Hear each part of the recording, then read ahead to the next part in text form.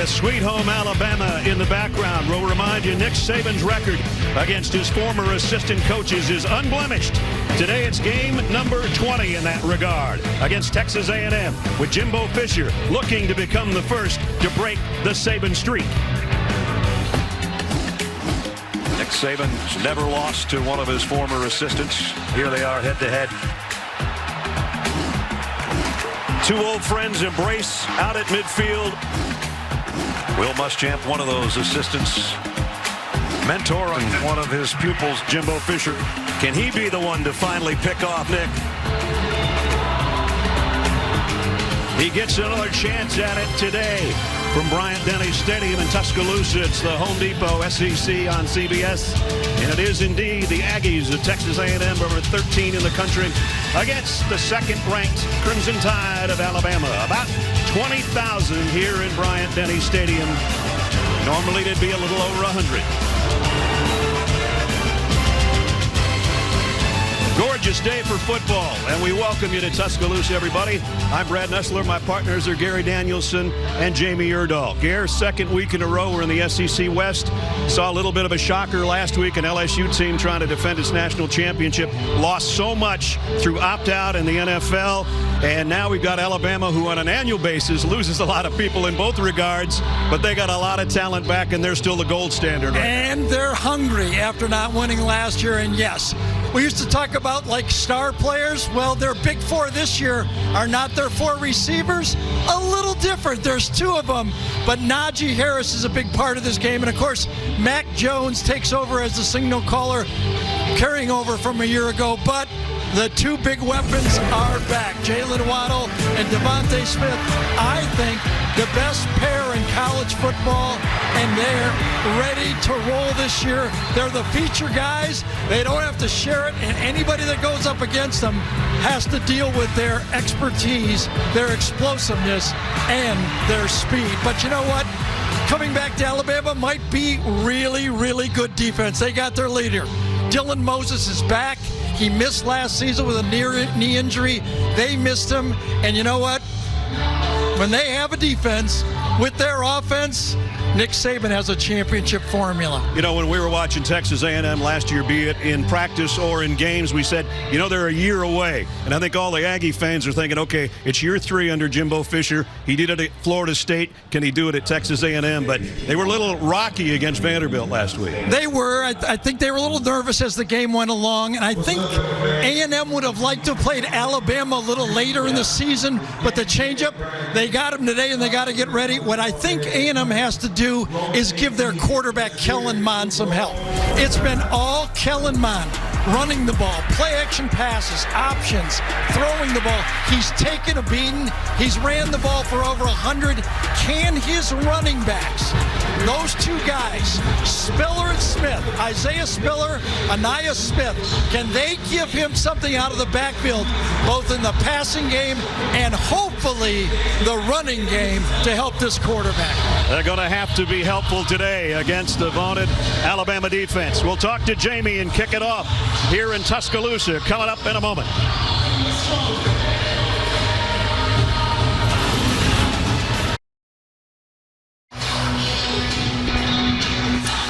Back at Bryant-Denny Stadium, where the second-ranked Crimson Tide of Alabama about to take the field, where they've won 32 of the last 33 here at home.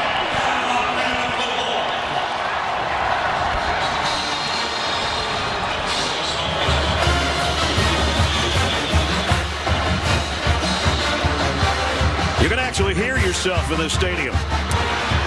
As A&M comes out, they won't even hear the same amount of boos. They come in ranked 13th in the country, and they've had trouble against top 5 teams recently.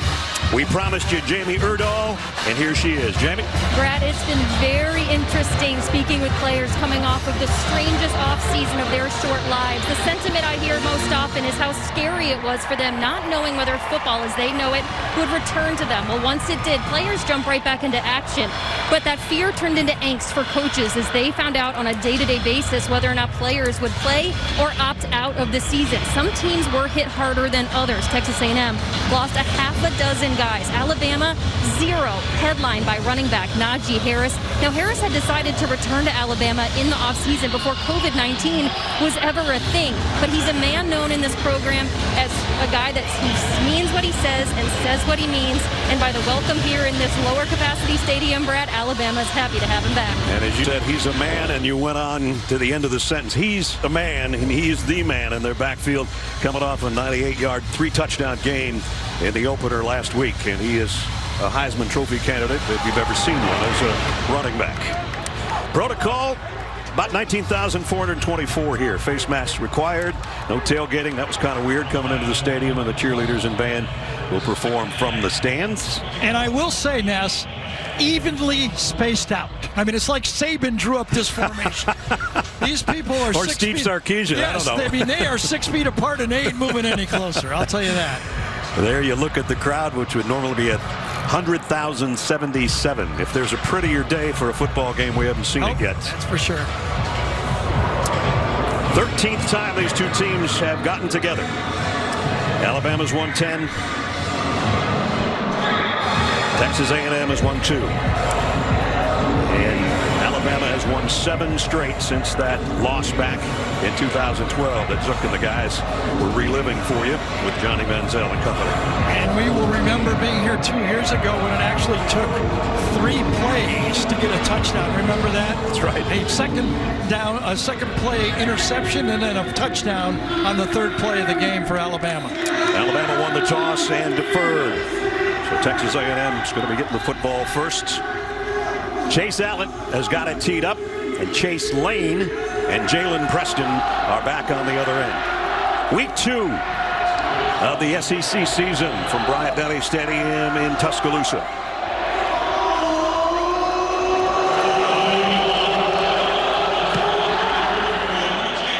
And a fair catch called for, taken, and the Aggies will work from the 25-yard line. And that means the guy we've been talking about for roughly an hour between the pregame show and our pregame, Kellen Mond. He's got all the tools, but like Gary said, little help, man. Little help. Well, he's been sacked 12 times the last 2 years against this Alabama team, and his tailback has not been able to run the ball at all. He's got a big-time tight end that is a problem for a lot of teams in Weidermeyer, who had 2 touchdowns against Alabama a year ago. Isaiah Spiller in the backfield with Kellen Mond. The first snap offensively for the Aggies.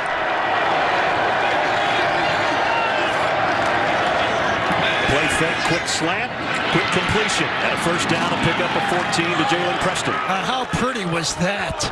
Right in his face. Will Anderson, number 31, was coming right at him, and the ball's delivered in rhythm. And Ness, you know, when we talked to Jimbo last night, he said, I want some rhythm throws early in this game, and he got one right there. He sure did. Jalen Preston, who caught 4 balls all of last year, caught 4 last week, and he's got a 14-yard pickup on the first snap. First down at the 39.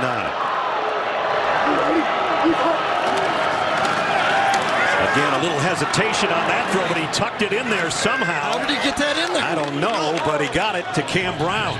I thought Jordan Battle, number 9, had this thing. He was battling him. I'll yes, take that. Yes, he was. Coming right across the throw, and how does he not take that ball? Wow. Great concentration on the catch. Perfect throw. It had to be. What a catch, huh? And all the way out to the 49-yard line on 2 snaps. And remember, this is wide receivers that dropped in a count like 5 or 6 balls last week against Vanderbilt. What a way to start things off for the Aggies offensively, almost to midfield, and now they're across midfield as Spiller takes it in to Alabama territory just outside the 47-yard line. And the Alabama defense, as we take a look at it, it's going, what's hitting us here in the first minute and 20 seconds? Here's the defensive lineup. Brian Ray back in there after an injury a year ago. I think if you're Alabama, though, you know quarterbacks are going to hit some slants against you. If Alabama shuts down the run game, I think they like their chances long term. Patrick Surtain, one of the leaders of the secondary. Here's a little delayed handoff, and getting to the edge again is Spiller, and he's got it to the 41-yard line. Well, this is a veteran offensive line. it's their turn to step up also and help their quarterback. As I said, 12 sacks the last 2 years. This time up front, that veteran line shows that they can block and move and run the ball. I really think that's the key to the football game. They've got 111 career starts among them, so I'd say that's veteran. That's veteran. Anais Smith checks in the backfield. This could be 12 men in the huddle if they're not careful, and Jimbo took a timeout to avoid the penalty. Yes. I wouldn't be 12 men in the huddle. It'd be 12 men in the formation, which would be the same penalty. Cam Brown was trying to get out, and Kagan Baldry was trying to get in. So a timeout with 12:54 to go first quarter. When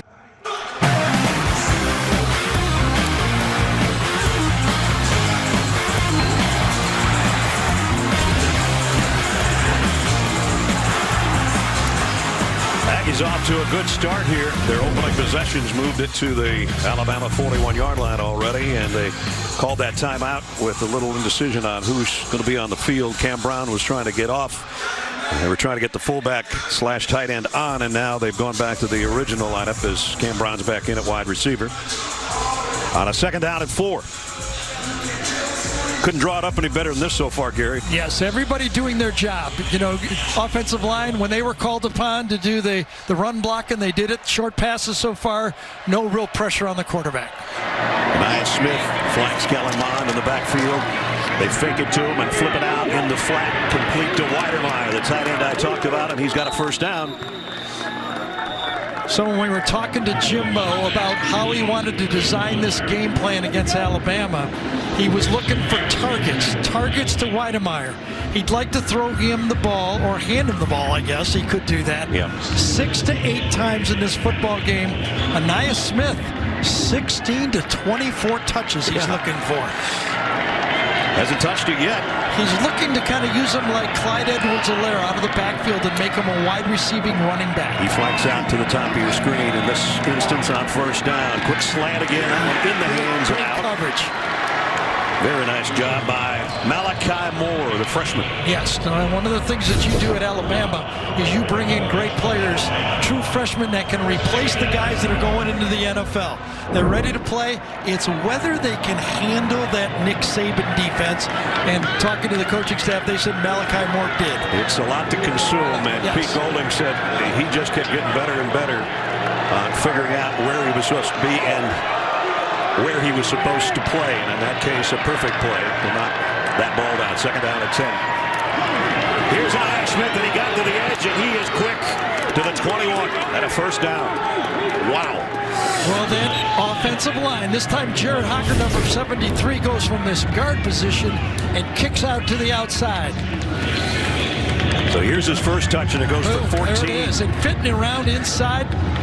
Carson Green, number 54, comes behind him. A really good seal-off from the right guard and the right tackle on that play. Another first down. I tried to get fancy with that telestrator. It did not work. Did not work. Not as fancy as the footwork of Anais Smith. I'm anyway. 0 for 1. And both guys in there now, Spiller and Smith. On either side of Kellen Mond, who's going to throw it in the flat to Smith. Got one block, but not enough. Cam Brown was out there trying to get a block for him. Only got about a yard. You think if you're A&M fans, you're going, all right, not every play's going to work, but they're efficient. They're getting rid of the ball. They're catching the ball. No penalties. When you look at your football team and you go, okay, we'll take our chances if we do that. Yeah, they put it on the ground too much last week, and so far it's been flawless to get it to the almost red zone, 21-yard line. You consider fumbles, drop passes, safeties, everything they did. They were very fortunate to win that opener. It actually is at the 20-yard line, second down and 9. Mond goes to the corner, back shoulder throw, had a hand on it but couldn't hold it, and that was Chase Lane. And that was also Malachi Moore again, the true freshman. They attacked the true freshman. Go with matchups, throw it on the true freshman, ball's thrown properly. Really good coverage, would have had to be a perfect throw. Yep. There you get a look at it from Pylon Cam right into your living room or wherever you might be watching. Third down and 9.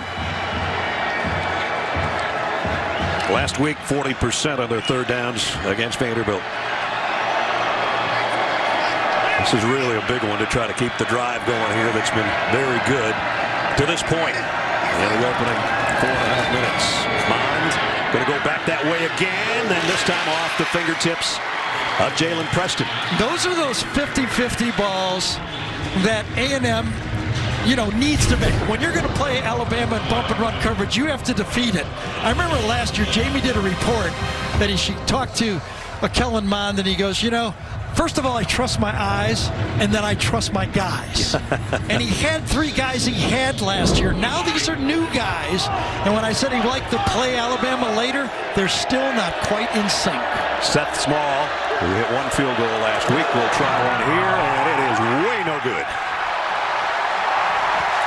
That one had no chance. Just like we were talking about, be efficient.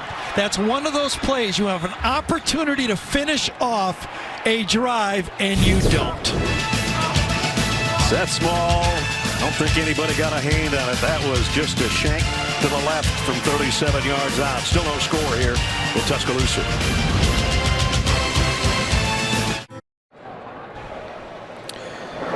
Working on the left leg of the injured Aggie.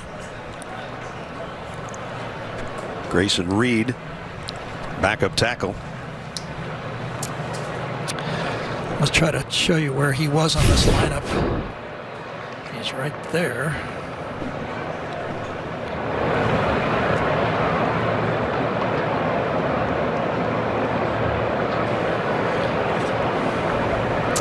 Rolled up in the pile and clutching his left knee or left leg, and this is something we hate to see.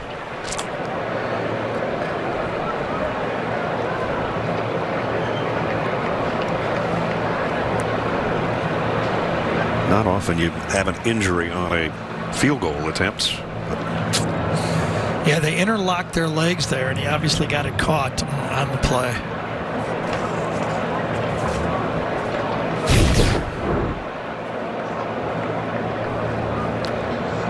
Junior out of Cypress, Texas. Yeah, got his left leg caught in the ground as he was inside rush on the play.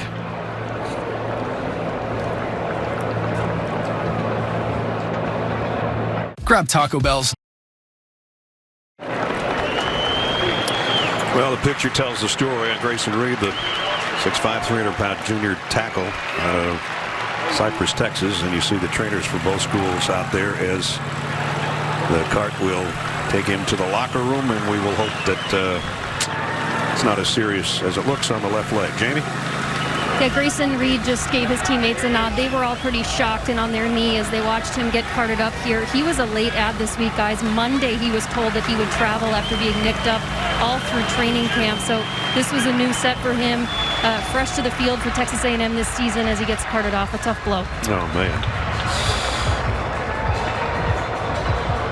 And he gets a nice round of applause from the folks here in Tuscaloosa as Alabama takes over following the missed field goal. They start with 2 tight end set here. And Najee Harris for the first time. He lays his shoulder into the defender after he picked up about 6. And number 10, Mac Jones, who finished off the season last year after Tua Tagovailoa was injured, and then the starter a week ago and very effective. 4-1 as a starter. The loss was to Auburn, but he's been pretty effective when he's been in there, and it's his show right now. Even though we'll probably see the backup quarterback at some time today. And we got motion and a flag. Prior to the snap, false start, offense, number 73, 5-yard penalty, second down. Jason Autry's our referee for the second week in a row. Let's set the rest of the offense. If you want to be protected, have Alex Leatherwood do the protecting for you. He'll be the next #1 draft choice off the offensive line for Alabama. Left tackles produced some there, too. Yeah, it sure has. A whole bunch of them in a row. So 2nd down and 9. Forrestall at tight end in motion. And the gives to Najee Harris for only a yard. Nice job by the Aggie defense. Led by Mike Elko, the defensive coordinator. And here's that lineup across the front. Bobby Brown almost was an Alabama player. Buddy Johnson is their leader without a doubt. Leading tackler a year ago, and he is again. 3rd down and 8. Jones sets. Gonna go deep. Got a man and got it. Complete. John Mechie. Touchdown. 78 yards for the score.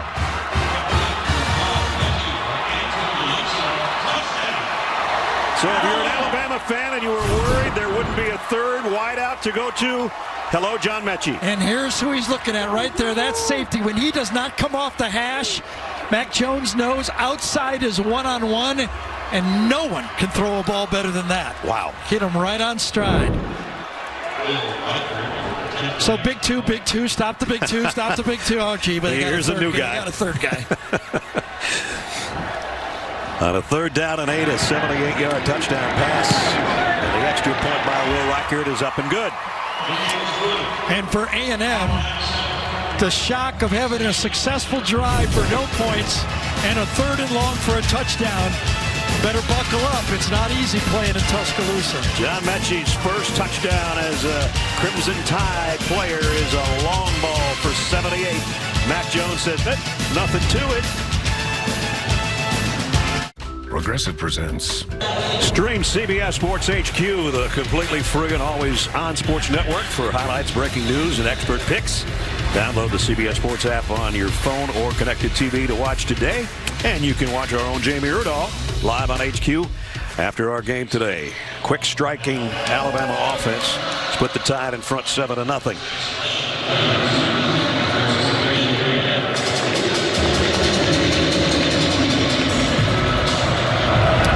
Allen's kick. This time returnable, but the fair catch taken again by Chase Lane as we take you back to the touchdown. Well, everything's got to work. There was a big 4. There's also a big 5 around here this year. That offensive line. Watch the big 5 create that pocket. Jones steps up cleanly. When you can step into a throw like that, even your receiver can double catch it.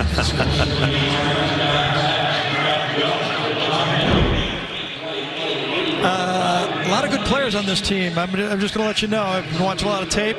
Alabama's got a lot of good players on their team there, Ness. They do. John Mechie's 7th career catch as a Crimson Tide player is a touchdown. And there's somebody else to worry about now if you're playing Alabama. There's a throw out the flat to Preston. And he's got a 1st down. Nice little sidestep. And Kellen Mond got the time to come to his 2nd receiver that time. That offensive line gave him the time to look for his 1st guy, double clutch, and go to the 2nd. Veteran line, nice pocket, just as good as the pocket Mac Jones has, and he tosses it off to his drop-off player. And Smith checks back in to the Aggie backfield. On 1st down at the 38.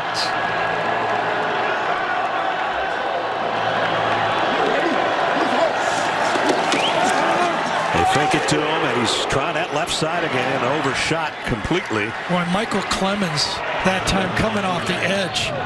I mean, he's very fortunate to get that off. Talking about a lot of hits.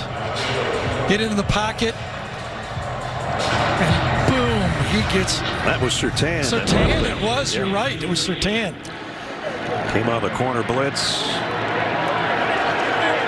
You think you got it, and then all of a sudden, you got it for sure. Seems like yesterday we said about Patrick Surtain as a freshman, man, he's going to be good. And as a junior, he's one of the old guys back there. And you know what? We were right. Yeah, we were. He's going to be good. 2nd down and 10. Here's Smith brought down after a short game. They got a couple. Dylan Moses tripped him up, I think, along with Eboigbe. Dylan Moses, the captain of the defense, the guy Gary talked about in the open. And it was Eboigbe, actually, that got him around the ankles. And Dylan makes everyone a better player out there. Calling the defenses. You know, there's a story about Alabama all last year, the young inside linebackers. 3rd down and 8. They were efficient on their 3rd downs on their first drive. Ball start. Offense, number 18. 5-yard penalty, third down. Cam Brown jumped, and that makes their third down much harder.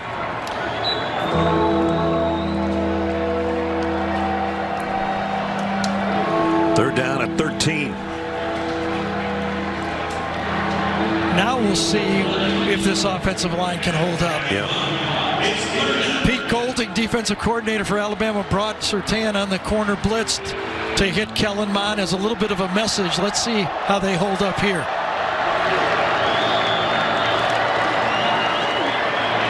Mond, they held up beautifully, but he missed his intended receiver. They're looking for a flag. I thought he got hit before the ball got there. Chase Lane wanted a flag, and yes, they don't get it.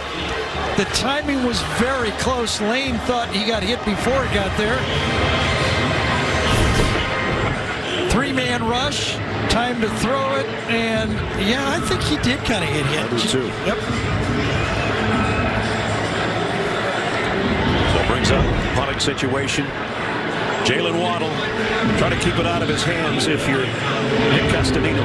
Yeah, I think that'd be a good idea. That'd be a good idea. 4 for 128 yards last year, just changed the football game. He was an All-American as a special teams player, as a return man last year. Must be 12 men on the field for Alabama. Or delay a game, one of the two. Delay a game. Delay a game. Kicking team, number 95. 5-yard penalty, fourth down. Back judge calling that. You know, he's either counting 12 or looking at the clock, one of the two. So Constantino will back up and be around his own 15 when he takes this snap. Jalen Waddle waiting on it on the other end. The guy that got away from Texas A&M, he's paid. It's a good punt. He's going to have a crack at it over his shoulder, though. Took it at the 24. And has a high step out of bounds around the 36. And now we're going to do Project Smarter, presented by the Home Depot. And you were just talking about this guy. This is pretty smart. Yeah, when you're deciding where to go, those decisions are big, and came down to A&M and Alabama. He's from Texas, and he goes, I'm going Alabama. And last year in this football game was a big difference. Taking a third down short throw and showing what he can do. Trying to be, what the word is around Alabama, trying to be relevant. There's so many good players. You got to show you deserve the football. He's in motion right now to the near side. They give it off to Najee Harris. Najee, tough sledding so far against the front of the Aggies. Nice job by Bobby Brown. Talking about another guy came down between A&M and Alabama. The opposite way. Yeah. Right?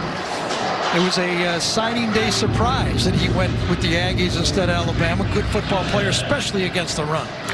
Bobby Brown the third. They call him Trey. And he's about 300 pounds. Play fake. Wide receiver screen complete.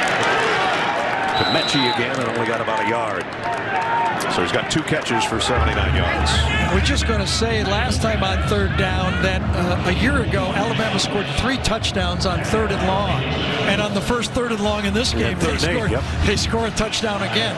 We saw a little bit of that last week with Mississippi State and LSU, and now we see it on the first 3rd and long for Alabama.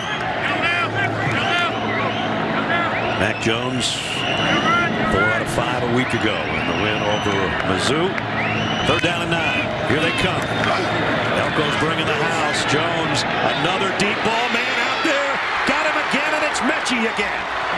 His defender fell down, but he got it all the way to the 30-yard line. Another big pass play. You got to give that Alabama front 5 and the running back.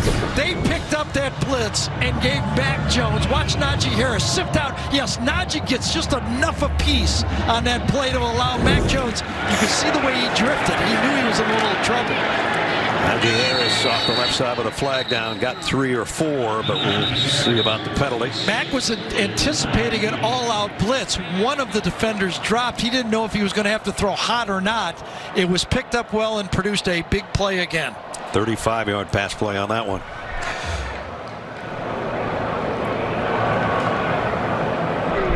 Illegal substitution, defense, 12 players on the field with snap. 5-yard penalty from the previous spot. Repeat first down. They've had a little problem with it offensively in that area and got a timeout called, and this time it's the defense. So think how the quarterback thinks here. He sees everybody at the line of scrimmage. He's not sure if they bring more than Alabama can pick up. So he drifts away, and at the end, he's got the ball long enough to deliver it to Mechie. So it's 1st and 5. Pump fake. Jones throws sideline to Forrestal. That's a heck of a catch. Make yourself relevant. That's what you got to do at Alabama. The competition around here to get on the field is first, and then once you get on the field, you got to be enough to get the ball thrown to you. Good catch by the tight end Forrestal.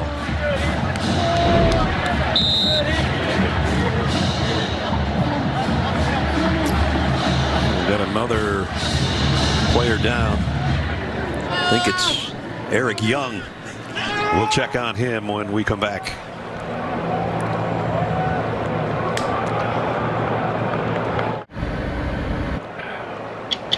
Tomorrow on 60 Minutes, why are the historic West Coast fires so massive? You'll want to hear the answer. Plus, Jerry Seinfeld has kept his humor through the pandemic. He may help you keep yours too. Tomorrow on 60 Minutes on CBS. And for the second time, we have a Aggie player who's down, and this time at least we're not going to need the cart. Eric Young, though, the nickel, went up to try to get Forrestal and got tangled up with the tight end. Yep, got his left arm caught. As Forrestal tried to cradle that arm, he caught his left arm in there. Checking with Jamie. The trainers had to fight to keep Young still there. His left arm is pretty shaky. They tried to stabilize it, but they're just going to hold it tight to his body. But he looked very shaken up and in pain on the ground. And on his way to the Aggie locker room, something we've seen twice here in the first quarter. Meanwhile, Alabama with a first down at the 13-yard line. Forrestal, who just caught that ball, settles in after being in motion. Here's throw out in the flat to Jalen Waddle. Broke one tackle, won't get away from the second as he got it to the 10, maybe the 9. Those short passes with those type of athletes out on the wide field put so much pressure on you. You got to rally to it. And you're a defensive back. You have to assume the first guy's going to miss. So you have to rally there and help on every play. Yeah, they did. Got all the white jerseys around there. Second down at 6. And Waddle in the backfield now from the 9-yard line. Najee Harris said, where am I supposed to go? Mack put the brakes on him. Now they'll move Waddle, and they'll flip it to him out in the flats. And he broke a tackle, got out to the 6. Devontae Smith got a pretty good block out there to try to spring his fellow wide receiver. So you can see how it looks a little different. Without Tua back there with the RPO offense and the slants, Steve Sarkisian is trying to do more misdirection, play action passes.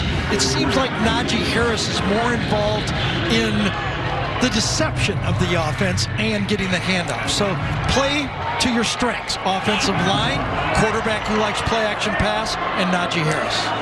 All his touchdowns rushing have been in the red zone. They're in there right now. He'll take another one looking for number 24, and he's in. Touchdown, Najee Harris.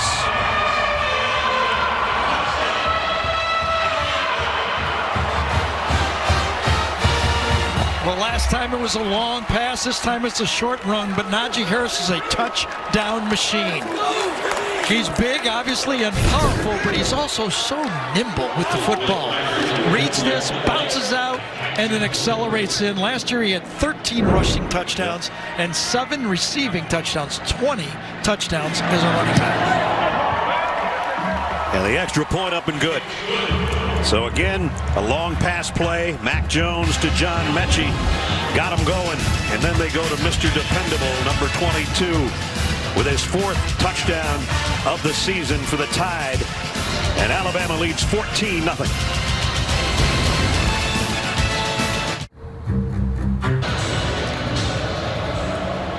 Alabama with a kickoff and a 2-touchdown lead. The Aggies will work from the 25 on the fair catch. Najee Harris, we kind of kidded around him, is going the wrong direction on one play. I think he thought he was getting the screen. No, Mac, no. That's number 17. Yeah. That's going to get the ball. We'll give it to you down here near the goal line. So he's going emotional. Wow, I'm getting a slip screen here? No, you're not. Get back. No, Waddle is, but you get the rest of it from 6 yards out. The Kappa 66-yard, 7-play drive. A little over 3 minutes to take a 2-touchdown lead. And I'm already in the danger point of this football game. If they want to be relevant in this game, they got to put together a drive. Spiller in motion out of the Aggie backfield. Kellerman, quarterback draw. And holds on to it. They were trying to rip it out of there. It has been for A&M big things, but also little things in this game. They've already had a delay of game penalty, illegal motion, 12 men on the field, a missed field goal. They fell down when the receiver was out there. They've just made a lot of little mistakes in this game, on top of the fact there have been some big plays against them. That's after a 55-yard drive, 11 plays on their opening march, and everything was going right for a while. Mott got 4, 2nd down and 6. Spiller across the 30 to the 32. It'll bring up 3rd down at about 3. You know what? I think the importance of this A&M game against Alabama here earlier, the way it is, okay, they would like to have played them later when they're more seasoned, okay, you got them now. But also remember, after this game, they got Florida. I mean, they've got to come out of this game believing in themselves that they've got a good football team, or they could come out of here and say, listen, we didn't play well against Vandy. We got crushed by Alabama. They got to stay in this game. Haven't converted on 3rd down. This is 3rd and 3.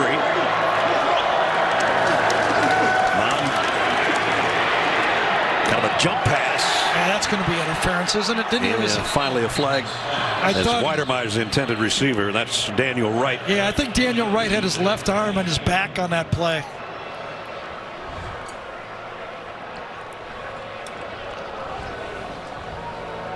I don't even know if it was catchable, to tell you the truth. Holding. Defense, number 3. 10-yard penalty from the previous spot. Automatic 1st down. Which is important. By calling it holding, it doesn't matter if the ball was catchable. It was hold before the throw. There you see a little jump pass by Mon. And the grab right from behind on Weidermeyer. Man, that wasn't too bad, was it? It looked worse up here.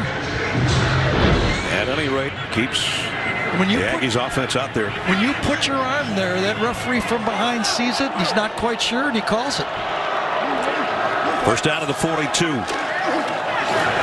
it's a keeper for Kellen Mond.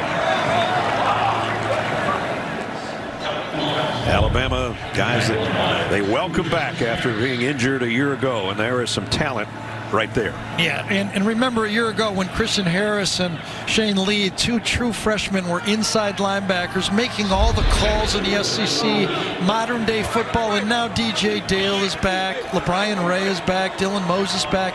You get those guys, veteran guys, good football players, really makes this football team into a championship defense. Got to be better than last year. Smith has got the 1st down run. Tough run. He's not the biggest guy in the world, but he's lightning quick.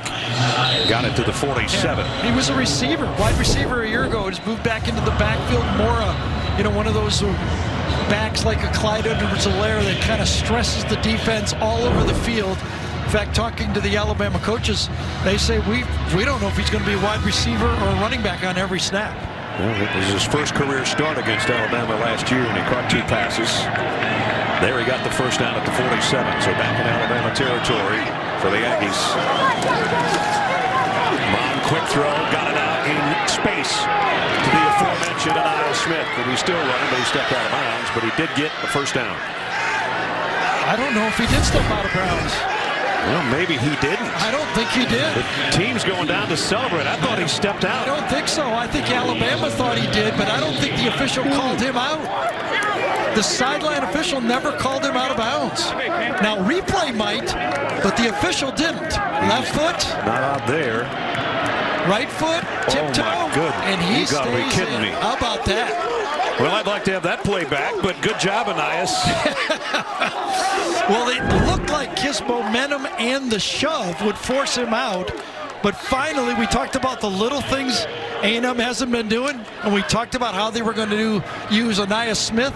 That seemed to me like a busted coverage. Touchdown is under video review. And then a missed tackle on the play. Does not force him out. Daniel Wright kind of whiffed over there, and I thought he was out, and I gave up on it. Take it back, Anias. Did not get enough of him. And look at that athletic ability to stay That's in amazing. bounds. That's amazing. Wow. So there it is. Stay relevant in this game. And stay in bounds. You bet. That's how you do it. But that was a bust by this Alabama defense. I'll tell you that right now. You don't let a running back come out 10 yards in space, nobody near him. Yeah, we talked about trying to get Spiller and Smith in space, and you can't have any more space than that. After video review, the ruling is confirmed. Touchdown. Talk about getting back in the ball game in impressive fashion. Anaya Smith. There's Daniel Wright, who shoved him and thought, well, I got him. Didn't get it. Yeah, that's one of those. In the game tapes, the coaching staff is going to go, Daniel, don't shove him. Grab him. Use your arms and tackle him. Seth Small, who missed a field goal earlier, does not miss the extra points.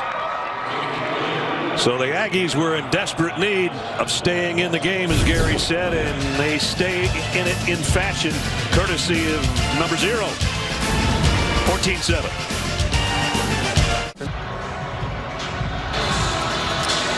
A 75-yard drive in 5 plays.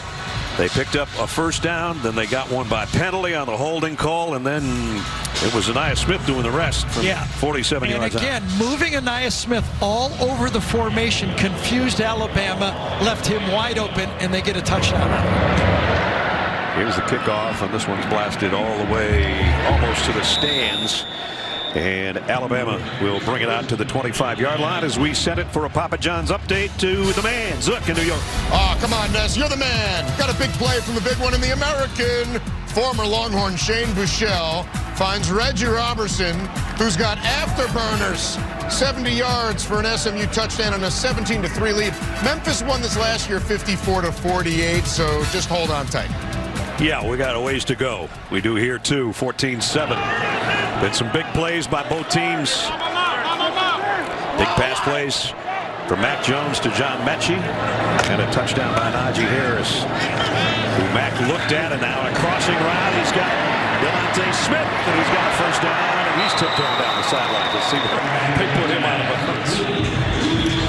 I'll tell you what, the coaches upstairs will show later. Watch this wheel route, how it breaks open. No one on it. Touchdown type play. That will come back later in this game. Running back with a bunch formation going on the wheel route. So a 20-yard pickup to Devontae Smith. Now Brian Robinson checks in the pistol set behind Mac Jones for the first time to the Alabama backfield. They fake it to him. Jones comes up firing. What a catch by Waddle.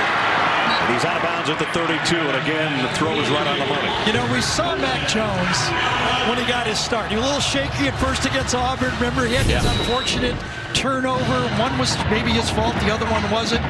Look how different he looks now. Like he's in charge. I know what I'm doing. I can make every throw. The coaches believe in me.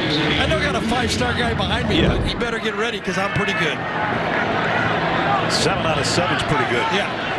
I would say he's almost perfect, and then you tease me about that. And Joe Burrow perfect, right? On a play fake, wanted to throw in the middle. He's going to throw this one away. I think it was supposed to be a middle screen, maybe. Going back to what you said about confidence, we talked to Jalen Waddle yesterday, and we said, what's the difference between Mac this year and Mac last year? And he said, he is confident, man. He thinks he can make every throw. And so far, until that last one, and he threw that away, he has. You know, he kind of reminds me in his style of play and the way he's going to grow into this position of Kyle Trask of Florida. Waited his turn, and when he was ready, it was like, you know, he knew he was pretty good. Yeah. You know, we put him in the game, he's really good. 2nd and 10. On the ground. Robinson, and he's wrapped up at the line of scrimmage to bring the first quarter to a close. Good football game going on at Tuscaloosa. Alabama jumped to a 14-0 lead, but A&M has answered. That's the end of the first quarter. Score 14-7 Crimson Tide. We'll return to Tuscaloosa after this message and a word from your local station.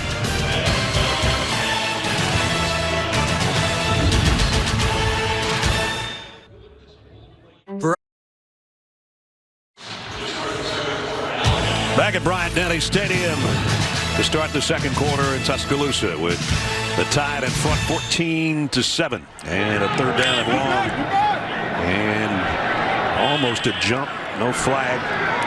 Alabama should have moved and got the free 5 yards. They were too nice there. You're supposed to come out of your stance and get the declared penalty. Mac Jones had that one batted in the air.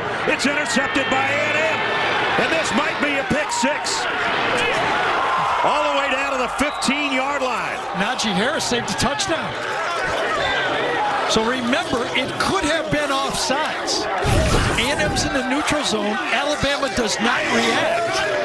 And then all of a sudden, batted down, intercepted, and Ness said, and I thought he might go all the way, but right side of your screen, Najee Harris runs him down to save a touchdown. The Marvin Leal, and a huge play by the Aggies to have an opportunity here to tie the game. I'm guessing that he has not run that far in a long time. First mistake, basically, of the ball game, and it's a big one. And it was a forced mistake. It wasn't just a self-inflicted wound. You got to give A&M credit on that one. So they set up shop in the Alabama red zone at the 17-yard line. Empty backfield. Kellen Moore looks right, goes over the middle. Touchdown, Aggies. How nice was that? What a great design play. Ryan Reddick, the tight end, for the touchdown. They faked the wide receiver screen. Give that one to that coaching staff for A&M. It was looking bleak. They're down 14-0. All of a sudden, a third down pass, a turnover, and look at the score. Keep playing. Last year, I thought they fought hard when they were way down, and this well-designed play and perfect throw gets this game all tied. Tied it is.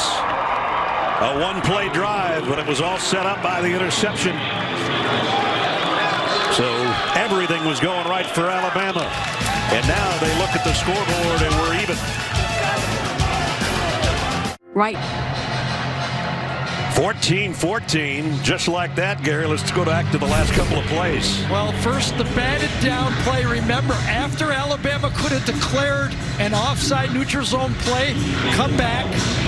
You think Najee Harris has a touchdown saving tackle, but on first down, Ryan Reddick in the tight end position actually gets delayed from getting in the secondary, and it helps design the play. He gets bumped at the line of scrimmage, and that actually helps in the design of the play. Beautiful play. Well, just a few seconds into the second quarter, a dramatic change in how this game was going. And now Mac Jones has got to get that out of his mind and go back to work at the 25-yard line. 14 straight points in a hurry by Texas A&M.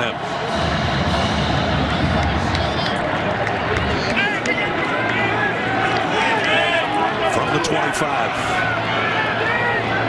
3 wideouts. Najee Harris in the backfield. That's Devontae Smith in motion. Najee, a little delayed handoff. And Harris only got about 3. One time, Ness, unintended consequences. Watch LeBrian Ray here, number 18, take on the tight end Reddick.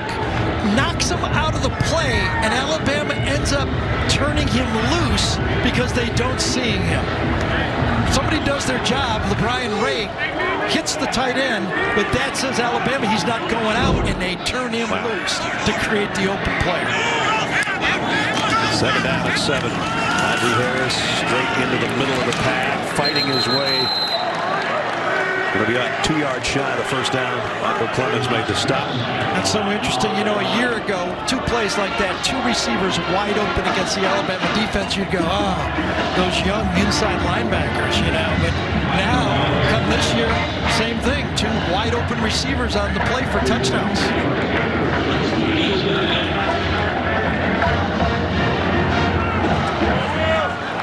Alabama 3 out of 4 on the third down conversions. They've got a third down and almost 2 here. Jones rolls left, wanted to throw that way, has to off his back foot, incomplete. They're going to have to punt. The short pass was taken away that time. rolled out to the left. He wanted to throw short to Deontay Smith, number 6, to the outside. Taken away, nowhere to go, and then the pass rush forces him to throw it away. And he took a shot, too, from Clemens after he let go of the football. So, first punt of the ball game for Alabama. Sam Johnson, a freshman, and Ananias Smith. That's a different number. If you say, wait a minute, he's 0. He's number 19 with a different jersey as a punt return man. And that ball almost got blocked.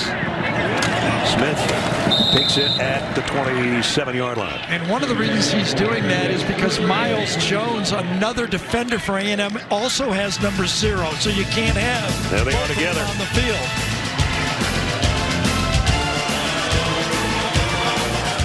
14 as Texas A&M scored 2 touchdowns in a minute and 23 seconds. We were talking about Ananias Smith wearing different jerseys on punt return. That's how I felt after quarantine for the first time. I put normal clothes on after wearing nothing but sweats for months. It's like my kids bought me a birthday present and bought the normal large. It doesn't fit anymore, right? Exactly. 13-19 go first half. How about A&M, though? One play into the second quarter, they've already got 150 yards of total offense. The offense is working. And that's Isaiah Spiller, and he got it to about the 28-yard line. Welcome back to the booth.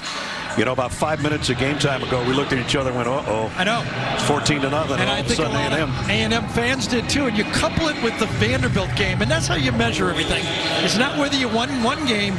You as a team and the fans go, wait a second, is this good enough to win the next game? Right. That's how it always works. But they're running the ball better, and even more important, it's not just Kellen Mond running the ball. They're gaining just enough yards in the running game, almost 50 yards already in just over a quarter running the ball. Got a 2 tight end set in there right now from the 29-yard line. They give it to Spiller, and Spiller got a couple. Christian Harris tracked him down. And it'll bring up 3rd down. So the first possession was a good one, 55-yard drive, but a missed field goal. Then a punt, and that's when things look gloomy, but the last 6 plays have produced 14 points.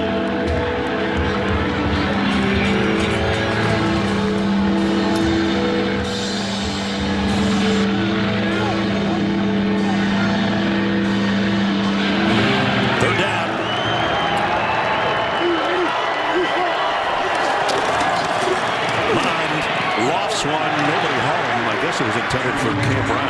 Yeah, and I think that's that misdirection right now. Communication between your receivers. They just don't have a lot of plays together. Kellen Mond thought Cam Brown was going to go outside to the sideline, and Brown took it behind the defender. But that's better than a sack. Sure. I mean, I'd rather see Kellen Mond in against Alabama's defense be a 55% completion guy with no sacks than a 65% completion guy with 4 or 5 sacks. That's when the blood starts to get into the water for Alabama with those sacks kind of piling up. You look behind Constantino, who will punt to Jalen Waddle, and maybe try to keep it away from Jalen Waddle. High kick, and it'll force a fair catch. So he's done a nice job in that regard today to keep number 17 from being able to catch one on the fly. But Alabama's got it back with 11:41 to go in the first half. Tied, and Aggies are tied in Tuscaloosa. 48 Just under 12 to play in the first half, tied at 14 between Texas A&M and Alabama. It'll be interesting to see how Mac Jones responds to that interception. As Nick Saban told us, he is working on his quarterback to make sure he always looks forward. He's a very cerebral guy. Mac told me part of his training this summer was incorporating a Navy SEAL tactic. He worked with his best friend, Jack Lundgren, who previously played for Navy. Now he's working to be a Navy SEAL. They did some backyard drills, obviously, and he wishes some of those passes went a little better than most. But part of it also was the mental approach to the game and a breathing tactic to always make sure he comes back to the present. On play action, he breathes and fires a dart to Jalen Waddle out to midfield at a first down. The play-action pass has been featured as what Mac Jones likes to do the best, and you can see it right there. He felt that pressure on the backside, rode up into the pocket, but that means they're right up in the pocket. The guys up front are doing their job. What's not happening for Alabama, the ability to run the ball. Only 24 yards rushing so far. Smith. And Smith still on the move. Devontae Smith tripped up as he got inside the 30-yard line. Devin Morris got him, or he might have been off to the races. I was just going to say, Devontae Smith, besides the one catch, has been a little quiet. But look at that route running. Comes back down the stem exactly the way he came out. Can't cover that. A little bit of hurry up here. Najee Harris, maybe his best run, got 7. So Alabama's got something working, and they're not taking their time at all. That's the second time after a big play. On second down, they came back. Last time they caught him with 12 men on the field, A&M. Steve Sarkisian on some tempo here, and the handoff is to Najee. Broke one tackle, fights his way to the 20, but he's a yard shy of the first. It's going to be 3rd down and short. Buddy Johnson hanging on for dear life on number 22. Yeah, I haven't heard a lot of Buddy Johnson, but it's not been a running game. And he's that middle linebacker that has to stop it. It's Mac Jones with a quarterback sneak, and he's got it inside the 19, almost the 18-yard line. So Alabama back in the red zone. Wholesale change for that front 4 for A&M. Brought in all fresh guys. The guys that are going out kind of slowly. They're a little bit gassed. That means a good change on the run, right? That's right. Like a hockey change there. Alabama was 5 out of 6 in their opening win over Missouri last week in the red zone. 4 of those touchdowns. They're at the 18. Mac Jones flares it on a wheel route to Najee Harris, who's got it at the 2-yard line. Well, we knew the wheel route was coming. It's not exactly the same formation, but the value of Najee Harris is he's one of the big men that can, yes, it's the exact same formation. 2 short receivers with the wheel route, covered well, giving him credit, but better execution by Alabama. Remember, we told you earlier on a drive, Najee Harris has now 24 touchdowns in the red zone. It's 1st and goal, Alabama at the 2. Najee, the tailback in an eye. He gets the carry, cuts back and gets the touchdown. Najee Harris, 2nd score of the day. And the Tide back in front. A lot of strength over there running behind that big tackle. Evan Neal over to the right side. Got a stacked big tight end in there. Latu, number 81. And then Najee Harris just reads the flow and cuts behind it.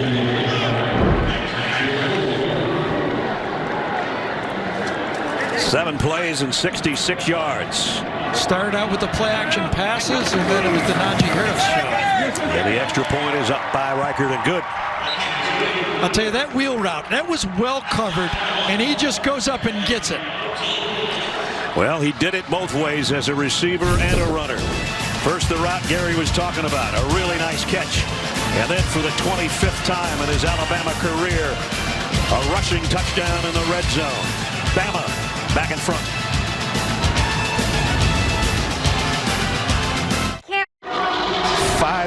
Najee Harris has 5 touchdowns in 86 minutes of football so far in this early season. Will Reichard's kick. And again, fair catch taken. And the Aggies will come out to the 25-yard line. Wednesday on CBS, Stephen Colbert goes live after the first and only vice presidential debate, plus Mayor Pete Buttigieg live Wednesday on CBS. Hopefully the vice presidential debate will go better than the presidential one did out of the blocks. It's kind of hard to watch. At the 25. Let's see if the Aggies have an answer. They have so far. We're down by 14. Came back to even it up. And then the Tide on a good-looking hurry-up drive will regain the lead. Pocket starting to collapse, and he throws late and incomplete, intended for Smith. So this A&M offense has been good. I mean, they're putting a lot of yards up, have scored big plays. Their only problem so far in this game is 3rd down. They're 0 for 3 on 3rd down in the football game. So now 2nd and long, they've got to put it in a position where they can pick up that 3rd down conversion. So what do they do here on 2nd down? Big call here now for Jimbo Fisher. Like Mike Leach told us last week, don't get to 3rd down. That's the easiest way to stay out of trouble. That's a good strategy, but they did well on 3rd down last week, I got to say that. They sure did. Mississippi State did. quarterback run, something to get yourself in position. You got about 3, but Dylan Moses stayed home to make the stop. Yes, and Dylan Moses has seen about as many quarterback zone reads as you can see in college football. There's a quarterback comparison, 50% for Mond. And I don't mind that, because you got to throw some away. He's just been avoiding the sacks. No sacks. Remember, last 2 years he's had 12 of them from this Alabama defense. They're down at 7. Looks like a 5-man rush, doesn't it? Going to crisscross those inside linebackers. Sneaking up there. Here they come. Mond, they pick it up, and he throws a strike over the middle. First down to Weidermeyer. And you said the most important thing. They pick it up. It's that blitz that Alabama loves. They love to cross those linebackers and confuse the offensive line. But that veteran offensive line, Ocker, Bankhead, and Green, pick up that blitz inside. How many times do you think they rep that this week? Again for Alabama. You know you're going to see it. Good job of managing this offense by Jimbo Fisher. Pick up enough on second down to get their first conversion. Here's a play fake. Mond getting heat from the backside. Throws on the run. A wobbler incomplete. Those are all wins to me. Yep. Okay? Instead of having 2nd and 17 yards, it's 2nd and 10. You know what else struck me in warm-ups? How much bigger Kellen Mond is. He's put together, isn't he? Holy cow. We've seen him play a few years now. He looks from here, he's approaching like Cam Newton's size, 6'3", 225-ish.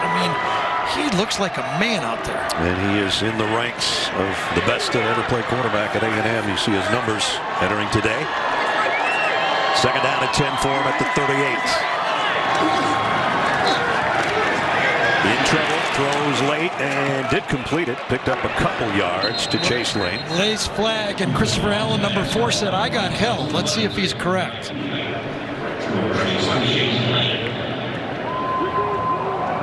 Jason Autry will let us know once he gets the right number. And there it is. Holding. Offense, number 65. 10-yard penalty. Repeat second down. Number 4 right there against 65. He says, I got held, and inside he probably had a hold of that jersey that was seen by that back judge. Dan Moore, the big left tackle, the guilty party. So now you can't get too greedy on second down at 20. Get part of it back and make third down manageable. Fourth penalty against the Aggies. Look a little confused with the formation. Weidermeyer is running back and forth from one side to the other. And one of the reasons is Weidermeyer, there was only 10 men on the field, and Weidermeyer came out as number 11 and goes, okay, I'm out here, but I don't know what I'm doing. And so they take a timeout. With 7:08 to go in the half, their second timeout taken by the Aggies, trying to get things straightened out offensively. Down with a little over 7 to go in the second quarter. Time now to test your knowledge with our Aflac trivia question. Who are the 2 Texas A&M head coaches to defeat Alabama over the years? Let's just stew on that one. I think I got it. Meanwhile, after the timeout, 1 timeout remaining for the Aggies, and they face second down at 20. What do you do if you're Jimbo Fisher here? Would draw a screen? Would it get you enough, or you'd have to throw the ball downfield? Interesting call here, second and long. All 3 receivers to the left, but they bring 1 back. In motion, they throw short to the 35, complete to Chase Lane. And that's third down and a mile. Interesting, Chase Lane and Cam Brown are both freshmen, but they both lettered. So try to figure that out. They played a little bit and then they redshirted. And let me tell you this, they've got 5 years of eligibility left. So they got a letter. Yeah. They played, so that means they played less than 4 games last year. This year doesn't count, so they got 4 more years. You could be around College Station forever. Exactly. Yeah. Be here longer than Brady Coyle was. for Alabama. It's like he used to watch him like, he's still, Brody Core's still there? That's the last timeout. 30 seconds here. Aggies out of timeouts. 3rd and long coming up. Coming up, Adam, BJ, and Rick will have the Geico halftime report, first half analysis and highlights. I don't know how many times more Zook's going to show BJ that TCU Texas score, but I'm sure it'll be one of them. Meanwhile, Aggies Jimbo Fisher not real happy because he's had to take 2 timeouts on this, what would be a drive, but it's really not a drive. It'll only be worth it if they can get a first down. Exactly. And they're a long ways from it. They've got to get all the way to the 48-yard line. Can Bama put some pressure on this quarterback without blitzing? They're going to come with the 3-man rush. And the throw is intercepted. Picked off down the sideline. Touchdown, Alabama, Daniel White.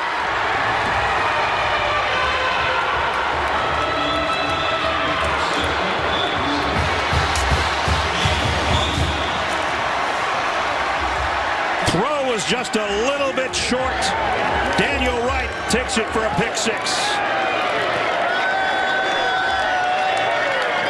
So Daniel Wright really did a great job here. When you watch the replay, he takes a step to the middle of the field. I think Kellen Mond sees that and says, oh, I got my out to the outside. And obviously, he did not. Daniel Wright, who made his first start for Alabama in the season opener, and led the team in tackles with 11. But a much bigger play right here, and he's got the defensive heavyweight championship belt after this interception. Watch what he does. Watch him go to the middle, then turn out, and he's got this the whole way. He's got the leverage. The ball is thrown kind of off his back foot. No juice on it, and he's able to cut it off.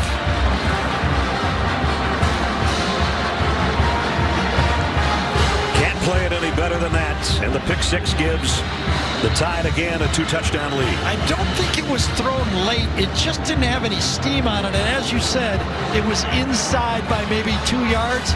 And that's when you pay for it dearly. Believe me, I've done it. So that drive never had anything going right. A penalty, a holding call. Got themselves in 3rd and long, and there's the belt for Daniel Wright on the interception. Now, the big question is, with no timeouts and 6:19 to go, if the Aggies can get an answer, any kind of points before halftime would help, because they find themselves down 2 scores for the 2nd time in the game.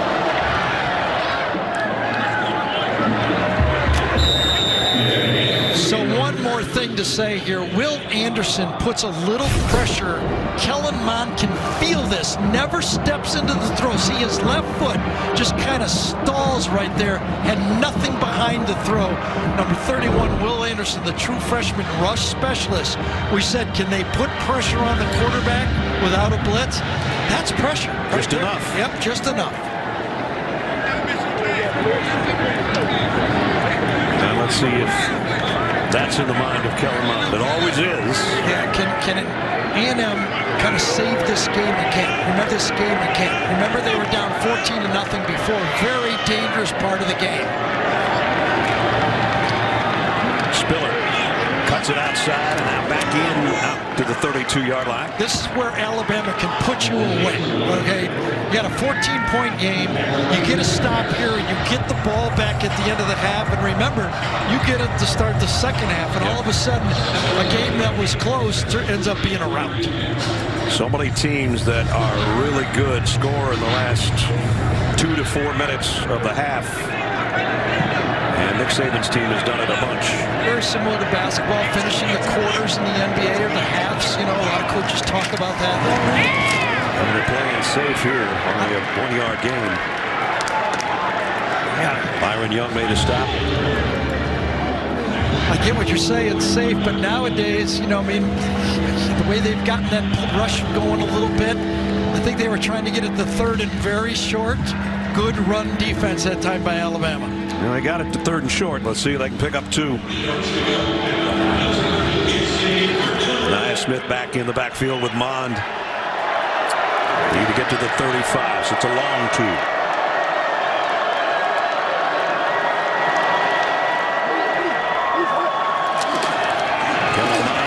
To Smith, got to the edge, got the first down, bumped out at the 43. So 2 big calls. Jimbo went with the quarterback, basically. Remember that second down play where he ran Kellen Mond to get it into third and medium? And here he knows he's got to have a first down. Got to come up with the play, and he's willing to do the option play with his quarterback to get the ball on the edge. Got to get out of the half. You'd love points, obviously, but you got to get out of the half. And Smith had gone all the way to the sideline, and now comes back in. Spiller goes out.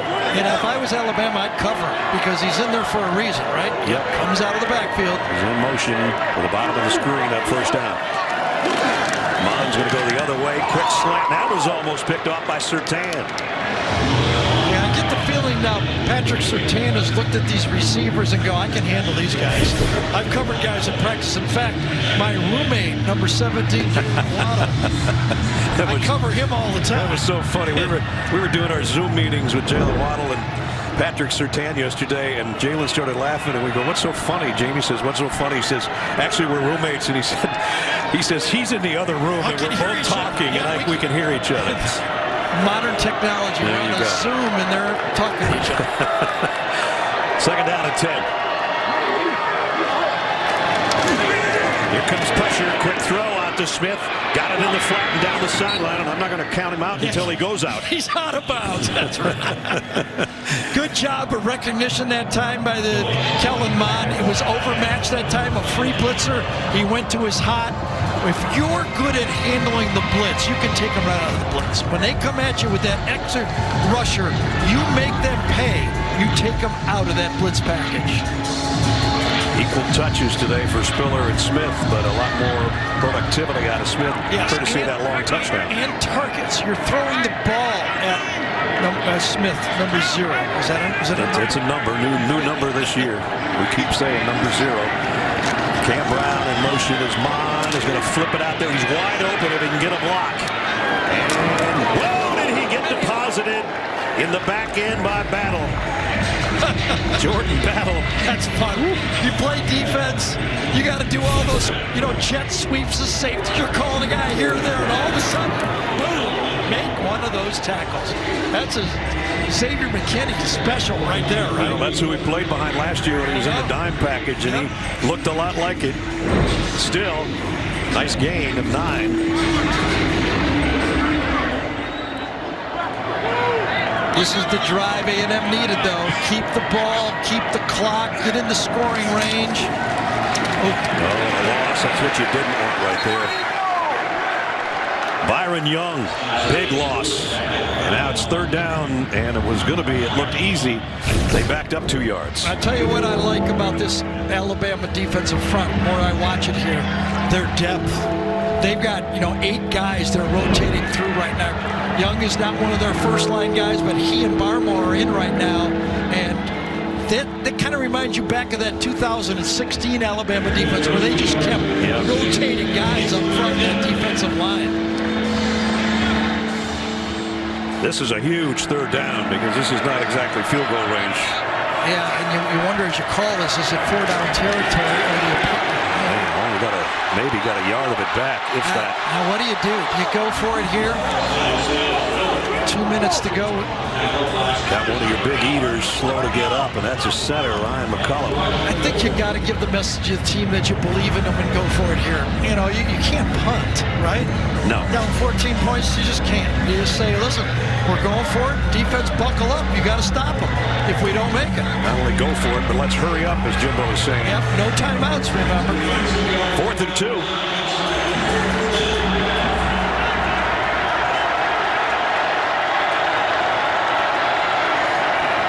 Using a lot of time to get the snap. Kellen Mond, pressure coming, throws across the middle.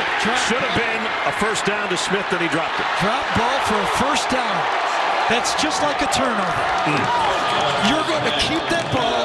You're going to run out the half, and you're probably going to put points on the board.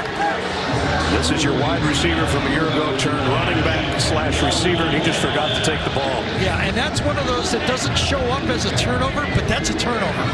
You're giving the ball back to the other side. You drop a ball on 4th down, that's how it feels. Remember when I said teams that score in the final couple of minutes of a half, sometimes that is the big difference? Well, they've got 3 timeouts, Alabama does. No doubt. Last Smith there said, I got this ball in space and I'm going to score again, and he forgot the football. See what Alabama does. Steve Sarkisian is going to try to go out. Najee Harris going the other way. Very close, if not a first down. Remember, they threw a route similar to that. Yeah, this one was more of a pick route designed right there all the way to get kind of a drive starter play. Yeah. You know, come in with that short wide receiver to the short side of the field. He picks the linebacker, and you just get the drive started right to the outside for a first down. Look out for the guys down at the bottom of the screen, though. Waddle and Smith. First down. Mac Jones rolls that way. He's going to throw to Forrestal on a crossing route, and the tight end has another first down. And let's quickly answer our Aflac trivia question. We asked you earlier who the 2 Texas A&M coaches that have defeated an Alabama team. Gene Stallings, way back in the Cotton Bowl against his old boss, Bear Bryant, who's lifting him up in that picture, and then Kevin Sumlin in the Manziel Miracle of 2012. First and 10 at the 43.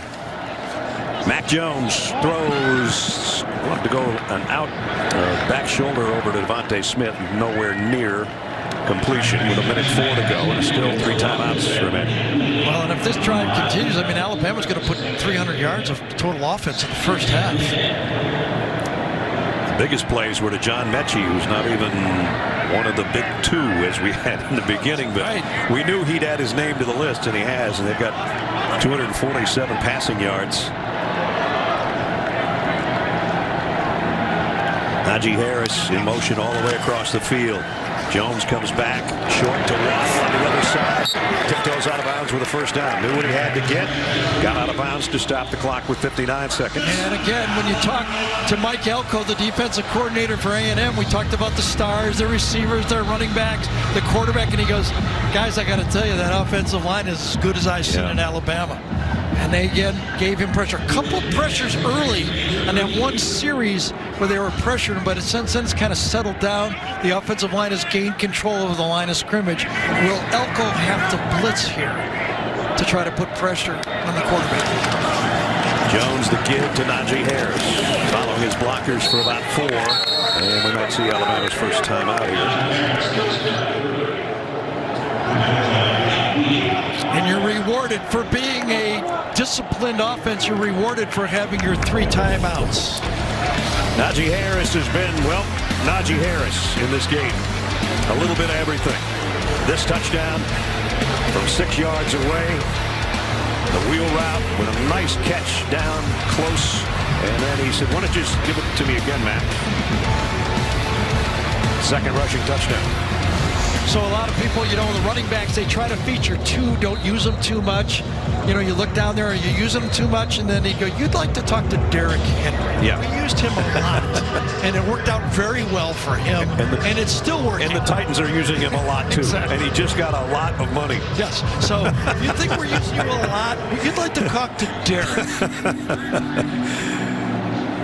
So after the quick timeout, second down. Get to the 22 for a first down. They're thinking end zone more than anything else.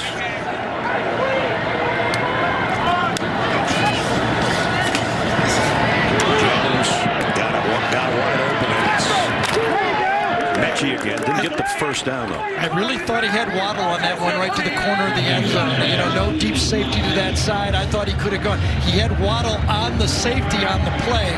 When you get a wide receiver like Waddle on a safety, you got to throw him the ball right to the outside. Nobody out there, so you could have just put it right at that cone. I mean, that play worked. The other play worked. Not saying that, but you know, that's one of those you go, whoa, I got my guy on a safety. I'm going for it. Okay. Remember when we saw the wheel again? We'll see that one again. I'll tell you that. For sure. Nick Saban, Steve Sarkisian's got the troops around him there. So 3rd and 2. You still got a timeout left. You know, you can call anything you want here. You can run the ball, get the first down, the clock will stop. Plenty of time to dial it up again. Again, Alabama gets the ball to start the 3rd quarter. And will they get points in the final couple of minutes, as we talked about earlier? They got 44 seconds and a timeout left. Got a bunch. Group receiver-wise to the right. Although Devontae Smith's going back in motion to the top. Mac Jones crossing around again. Noah Smith. And Smith's got the first down.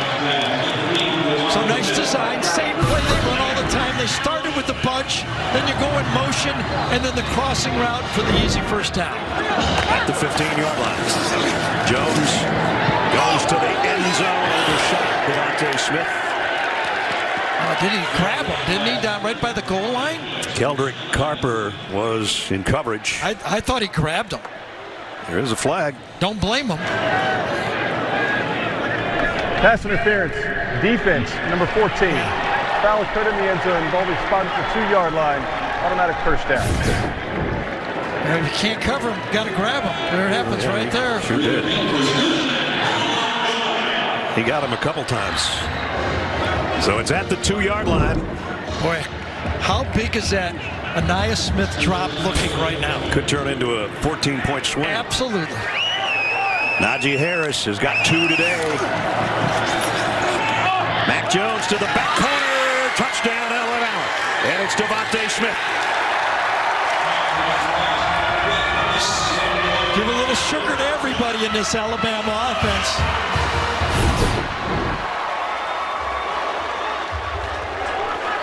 Devontae Smith in the very back. And looked like he got the left foot down. Here's another angle. So acrobatic. Wow. Well, I don't know how these guys do it. Now remember, because he was going backwards, if that heel would have gone out, it would have been no touchdown. But he actually twisted, and the heel never came down. That's going to count as a touchdown. Remember, when you're going backwards with a catch, it's not just the toe down. The heel has to not go out of bounds. So as he twisted, I never saw it go out of bounds. I didn't either. We saw some of the acrobatic catches he made last year. What was it, the Ole Miss game? Yeah. Then he went for a whole bunch, 200 and something. Now watch, everybody's looking. Does the heel go down? Because he's going backwards. Toe is... Gene Steratore is with us. Toes in. Toe down, Gene. Toes down. Gary makes a great point with the heel that I don't believe ever makes contact either. And I think it's well noted if you look at the 2 officials working the play. The back judge who's in the screen in the end line under the goalpost, he's looking at the football because the football's presented to him. There's another official on the opposite side here, right of our screen, that doesn't have the football showing to himself, and he's looking at those feet. So they communicate very quickly there to confirm that. The ruling in the field stands. Touchdown. Well done, gentlemen, and well done, Alabama offense. Took it right down. Didn't even have to use their final timeout. And how efficient is this offense? 5 for 7 on 3rd down, 2 touchdowns. Will Reichert in for the point after. Over 300 yards of total offense in the first half against this A&M defense.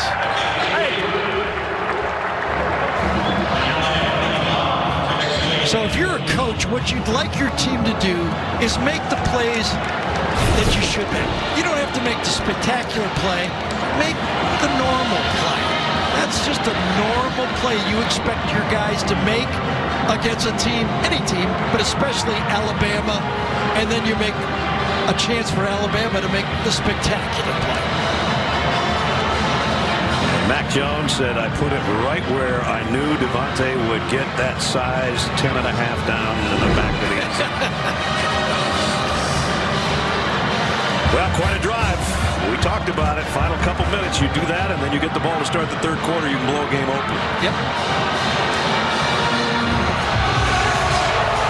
You know, Mac Jones, remember when he signed here, you know, Jalen Hurts was here, Tua was coming. Everybody goes, oh, Mac, gee, are you sure, Well, waited his turn. It sure is nice if you get the job to throw to these guys, isn't it? 16 out of 20 for 273 yards and 2 touchdowns. And we're not quite to halftime, but we will be shortly. He and Kyle Trask have made the move. Are the guys.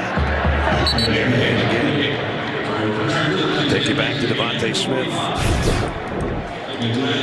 Or Anaya Smith, I should say. A pair of Smiths, right? A pair of Smiths.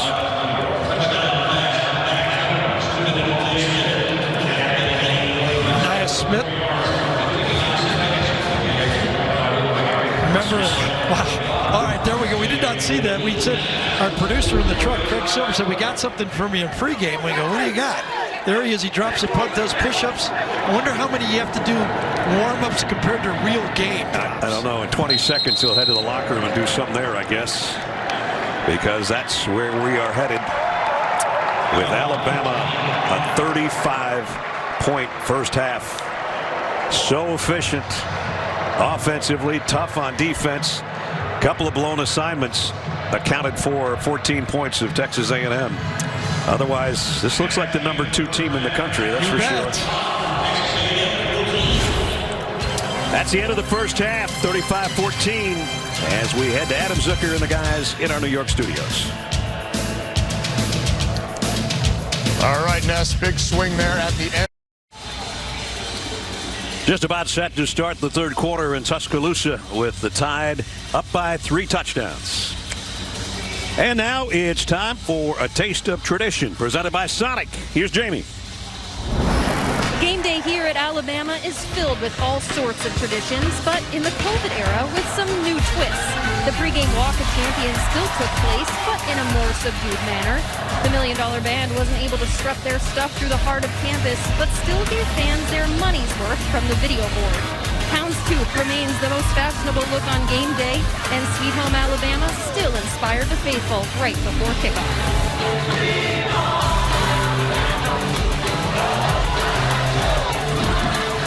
And that's the way we started the game, and now we're just about set to start the third quarter as you look in on Tuscaloosa, Alabama, and Bryant-Denny Stadium, a renovated Bryant-Denny Stadium.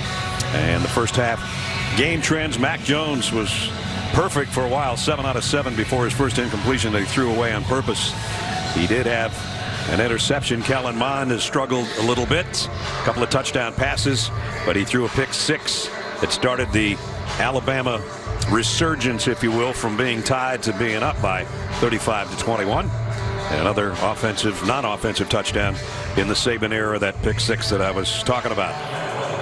So things turned around in a hurry from a tie game to a 35-14 game, and Alabama will get the ball to start the third quarter. I know he was 4 for 10 in the back half, but it was that 10th pass that meant everything. 5 for 10 would have made a big difference in the score of this game. So A&M to kick off, and the always dangerous Jalen Waddle back deep for Alabama.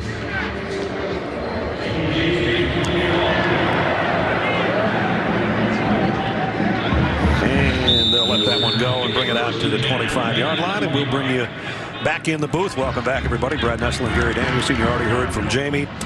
You know, sometimes we say there's a handful of plays that make the difference in the ball game. And so far in that first half, that one play was huge. Well, it probably takes a 21-point game to 11 at least. Okay, so that turnaround. I think Nick is right, though. You know, looking championship, you measure Alabama by championships. He needs to run the ball a little better, just a little bit better. That's the one area walking off the field that I think Nick Saban's guys in the locker room guys, we played really good. But the one area I'd like to be better, that run rate. Let's see if they go to that a little bit to start the third quarter. Well, they're going to come up passing, and it's batted down at the line, and it is DeMarvin Leal, who had the interception earlier, as we check in with Jamie. How different this game would be if Texas A&M had caught that ball at the end of the first half, and Jimbo knows it. He wasn't down on Kellen Mond, though, in terms of the reads and decisions he made in the passing game. He said we just have to win more plays than them. Defensively, he said, Alabama, they're always going to make you play, but he seemed pretty on the up and up about this Texas A&M team. I hope he's right, as the handoff goes to Najee Harris. And Najee only got a couple, so If the Aggies can force a 3-and-out to start the third, I think Mike Elko would take that. Jalen Waddle on the last play, kind of hobbling off. Even when Jalen Waddle is hobbling, he's faster than everybody else. That's 5 flat for sure. 40. They're down and 8. Third down was really good to Mac Jones for the most part in the first half.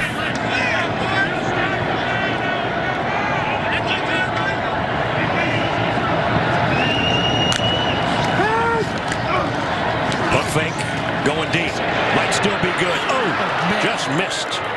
It's one of the toughest things for a quarterback to throw is when the stop and go deep ball, the receiver really never hits that top speed like if he just would have been flying down the sideline. Watch, it's a hitch and go on a square in, and you just don't get the receiver getting to that top speed like if he would have just gone from the line of scrimmage. He hit Mechie before, but that time never got him going really as fast as he wanted. That was a beautiful last shot there. The replays, you saw just a yard, maybe not even a yard over his outstretched arms. The punt. And it's going to go out of bounds on the far side. Let's go back to the play before Jalen Waddle walking off. He runs the route, stops inside, turns around, looks okay. Just one of those thoroughbred guys. This thoroughbred just feels it just a bit. Maybe I got to get out of there before I really pull that hammy. Little twinge, it looked like. Only a 26-yard punt, so this was perfect for Texas A&M. They get a 3-and-out. Looked to short me like, punt. Yeah, looked to me like he was protecting the hamstring coming off, not the pop that. So good field position for the Aggies. They're on 47. Spiller in motion out of the backfield. Bond steps in, waits. Now he's going to take off with it. And does a nice job to pick up about 8 yards. We haven't seen him run a lot. Only a couple times by design. Last year, Kellen Mond would have had 110 yards rushing. Yes. Had they not taken away the sack yardage, would have made it 90, but he was still most of the offense. Neither team has had a sack in this football game. Seeing the pressure that you think there would have been.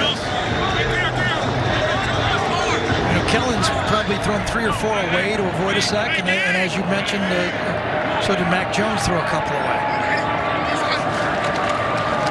On the ground is Spiller. Should have the first down as Dylan Moses. Oh, they're gonna stay a little bit short.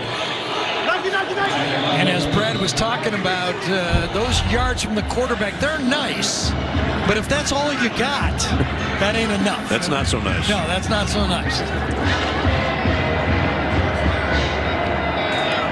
So I think A&M thought it was called short of a first down, and they were going to go hurry up for a first down. And then they got the mark, so it's 1st and 10. Yeah, I thought I got the first down, and then I don't think Jimbo thought they were, because they were going to go hurry up on 4th down quarterback sneak, and now it's like, all right, we don't need to do that. Let's back up and call another play. So it's a first just inside the 43.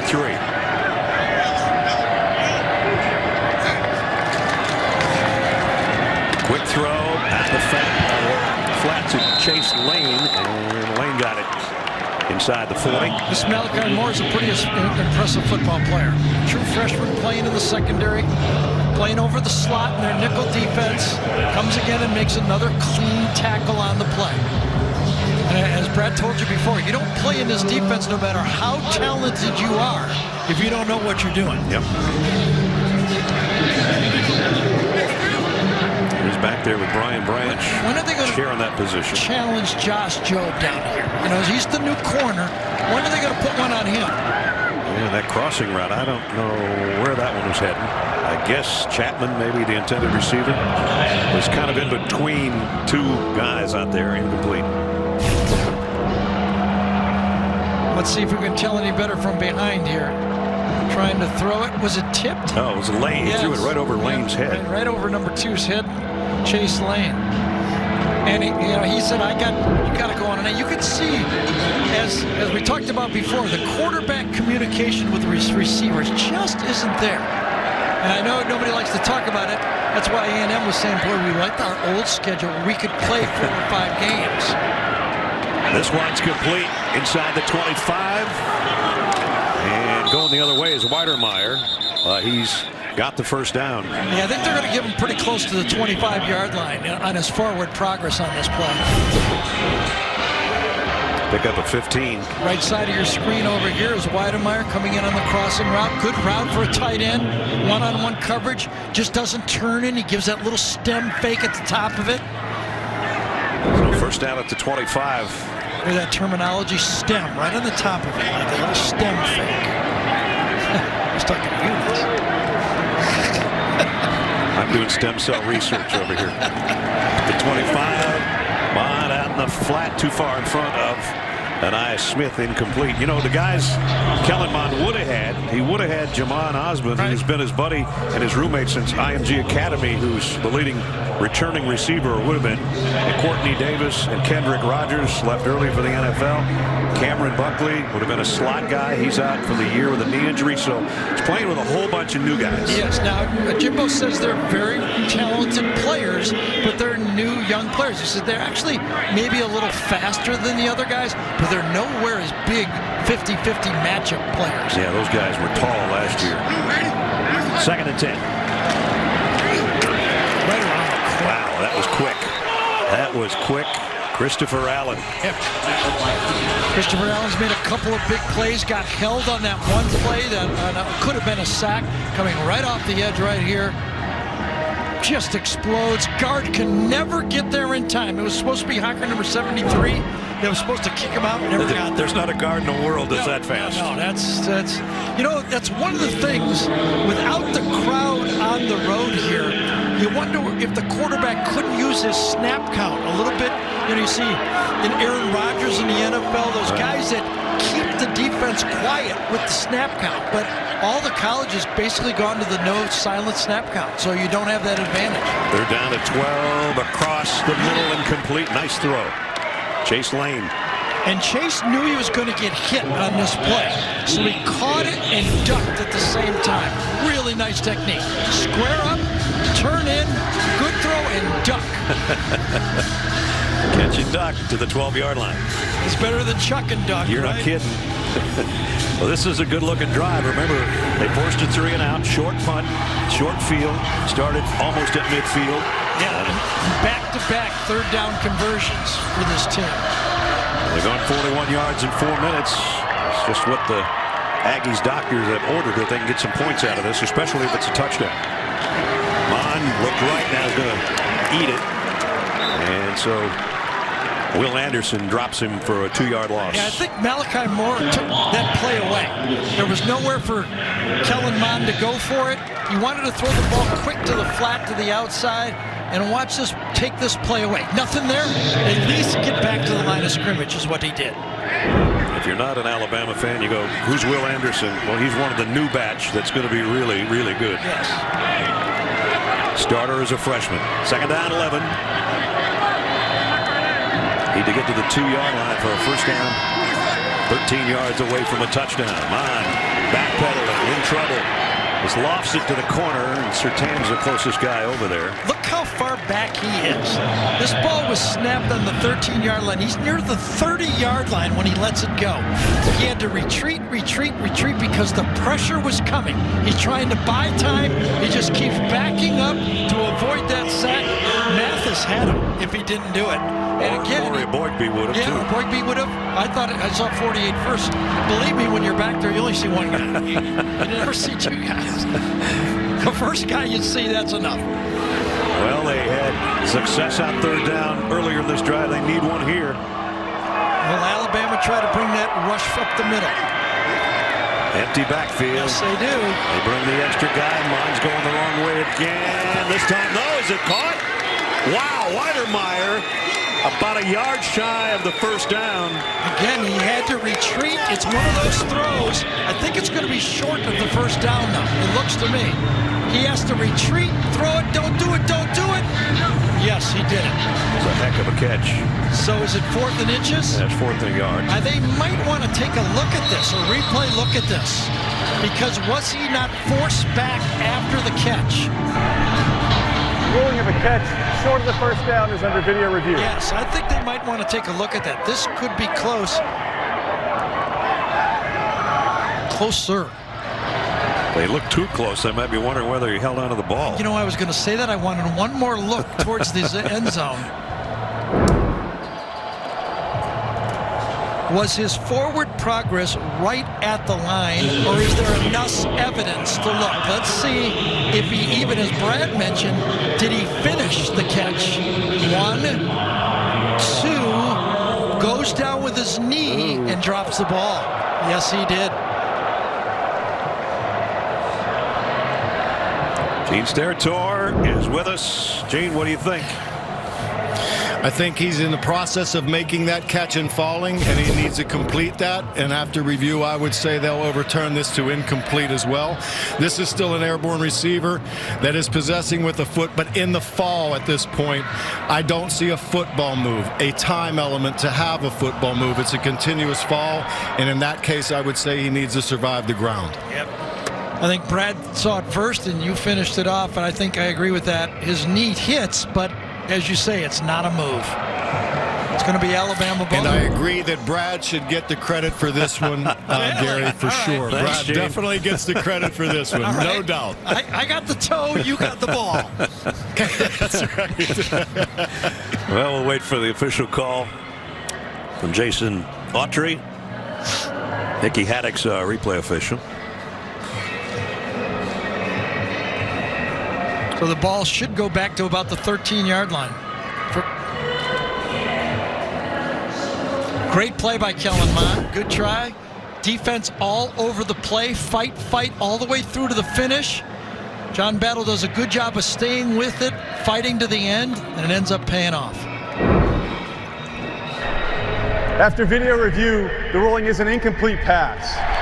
It'll be 4th down at the 13-yard line. Please reset the game clock to 9 minutes, 6 seconds. Ball goes back to the 13-yard line. So obviously, A&M will try to kick the field goal here. Already missed one today. There's another look at the play. Bang, bang, as it goes when you watch it. So they go to 4th and inches to 4th and field goal. Yeah. Seth Small missed one badly in the first quarter on the opening drive. They had gone 55 yards in 11 plays. So A&M fans thinking, should we just not go for it? How often are we going to get down here down 21 points? But I think kicking a field goal, making your team feel good about themselves right now, in the third quarter, I'd kick the field goal. And Seth Small's got this one from 30, up and good. That was a good hold on that play. I thought the snap was a little low. So 30-yard field goal cuts into the lead, 35-17.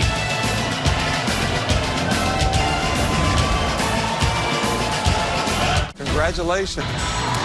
CBS Sunday Night Movies are back every Sunday in October with Clueless, Ferris Bueller's Day Off, Scream, and tomorrow get together for Old School. CBS Sunday Night Movies begin tomorrow on CBS. Aggies cap a march with a field goal and kick away as Waddle is back in there, by the way, even though he's nowhere near thinking about returning that. So they'll bring it out to the 25-yard line. The king in his court, his subjects, his assistant coaches that Nick Saban's had over the years, and right now they are 0-for, as Nick has been 19-0 against his former assistant coaches, including Jimbo Fisher, who's here today. And he's got a kind of a gauntlet of those in October. It's an October run, isn't it? It is. He's got Kirby Smart. He's got Jeremy Pruitt. He's got Jimbo here today. Quick slip screen on the outside is complete out to Devontae Smith. Well, I mean, sooner or later, one of them's got to get him, because that's all he plays is assistant coaches here in the SEC nowadays. That's right. Somebody, unless he just keeps going undefeated. Right. Win. Here's a call on the flag. Holding. Offense, number 70. 10-yard penalty. Repeat, first down. And that's big Alex Leatherwood, the All-American. Jamie? Hey, no news is good news when it comes to Jalen Waddle. Briefly in the medical tent when he limped off in that last series, but trainers paid him no attention during that extended drive for Alabama's defense, and he was out there for the return. So all clear down here. That's good. We'd prefer to keep it that way for both teams. Devontae Smith in motion up to the top. Mac Jones set to throw on a crossing route, completes it to Devontae, who came right back against the grain, got collared as he got to the 27-yard line. Another flag on this play. I think it was an illegal formation by Alabama this time.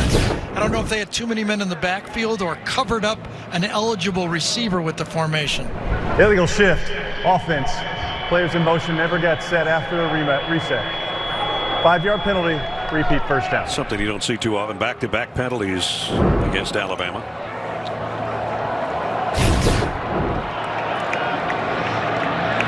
There you see the guys moving. Get in position as the player goes in motion. Two players were actually in motion at the same. Even if you stop, you started with two in motion, it's going to be called. Fourth Alabama penalty, 2 in a row as Najee Harris takes the handoff. Let's just remember this. It's one of the circles that Nick Saban has circled about his football team. We have to do better in the penalty department. They were last in the SEC and 121st in the nation in penalties last year. And they were still 11-2. Well, that's a good point, because you know who was best in the SEC in penalties last year? Arkansas. And they weren't 11-2. No, they weren't. Oakland Raiders. Yeah, go ahead, call them on us. We don't care. You know, and another flag. False start, offense, number 69, 5-yard penalty, second down. I'll tell you, if you're a coach, though, and Nick has talked about this in his press conferences, you can live with the penalties during the play if they're not the dumb ones, but the pre-snap penalties are the ones that drag you crazy. Especially your center right there. Yep. Dickerson, the center, with the false start. He'll now snap it to Mac Jones on a 2nd and 22. Pump fake, deep ball, man there, get him on the fly. Waddle, there's nobody going to catch him. Jalen Waddle, touchdown.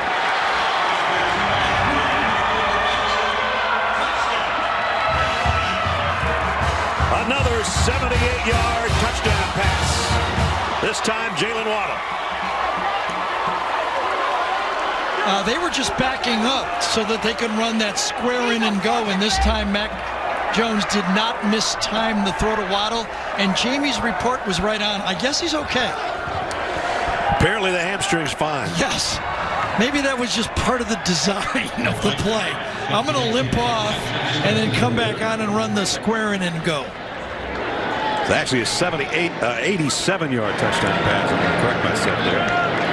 Remember we talked about him running that corner on the safety? Well, he got on the safety, but this time it was a square in and post. You're going to come in here, come in for one step, and then go. That's the design of the play. Good protection up front.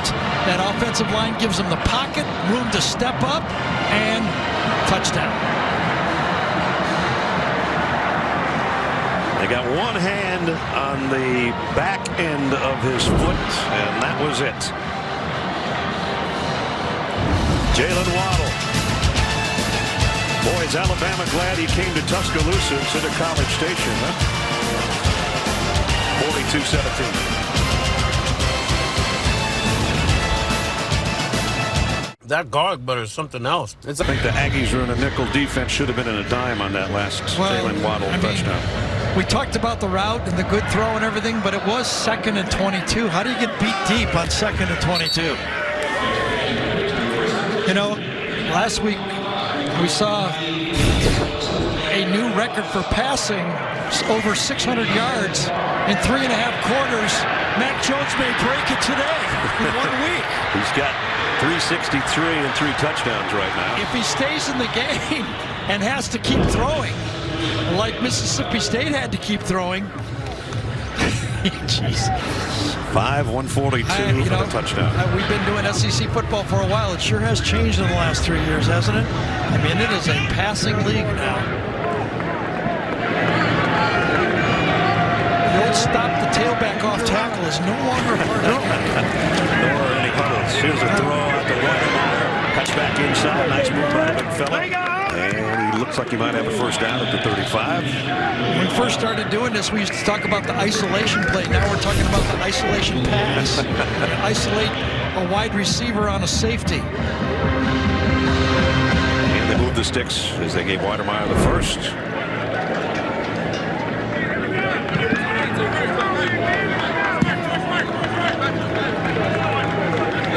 Spiller with Kellen Mond. And now he'll move the motion man, Jacob Preston. Throws back over the middle. Weidermeyer again on the first down as he crosses midfield to the 49 of Alabama. So two sides of this coin right here. Remember a week ago, Alabama got a big lead on Ole Miss and then gave up points, and heard about it from Coach Saban all week about letting down their guard, losing their edge. Missouri, you mean? Excuse me, against Missouri. And this week now for Texas A&M, they're starting to play, okay, whether we win this game or not, we have to stay on an upbeat, because we got Florida next week, and we have to win next week at home against Florida. Continue to execute, finish the game, and play good, sound football so we feel good about ourselves going into the Florida game. Back in Bama territory at the 47. Throws out of the flat to Smith. Smith knocked out at the 44-yard line. And somebody over there slow to get up for Alabama. That is Christian Harris, I think.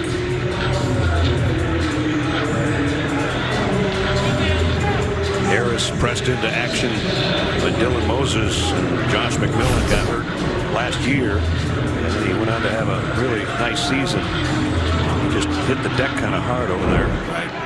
So he'll sit out of play at least. Second down and 6 meanwhile for the Aggies. Mond throws a tight one in there, complete to Chapman. And he's close to a first down. It's Armed Service Saturday on CBS Sports Network today.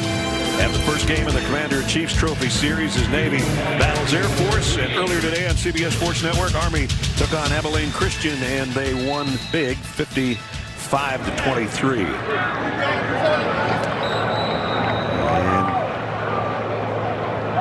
The Air Force Navy game should be kicking off right about now. The 5-minute mark here in the third quarter. 42-17 Alabama. You know, the game that we were going to do that we didn't end up doing, BYU, that looks like a real football team. I don't know if they play enough schedule, but I don't know who's going to beat them. They had a really tough schedule and a meaty schedule before everything got changed. They are rolling up the points on everyone. Yeah, they are. First down on the 37. By Will Anderson. That guy's on go. When he just looks at the ball and he's like a Trekman. I'm going to get in this backfield and just blow up whatever I see. Just boom around the corner right here. One time it's Christopher Allen on one side, and this time it's Will Anderson. Defensive coordinator Pete Golding told us yesterday, sometimes he doesn't go in the right direction and you go, no, and then you go, yeah. He doesn't go in the right direction, but he goes fast in whatever direction he goes. Well, he went in the right direction and he went fast on that play. Remember, those were two important positions they were replacing from a year ago. Anthony Jennings and Terrell Davis. Crossing route, chase lane, short gain. And this kid's really good too. Malachi Moore, the freshman. We've talked about him a lot. It's amazing we talk about a guy in the secondary. He's a freshman that is a starter. Third down and long.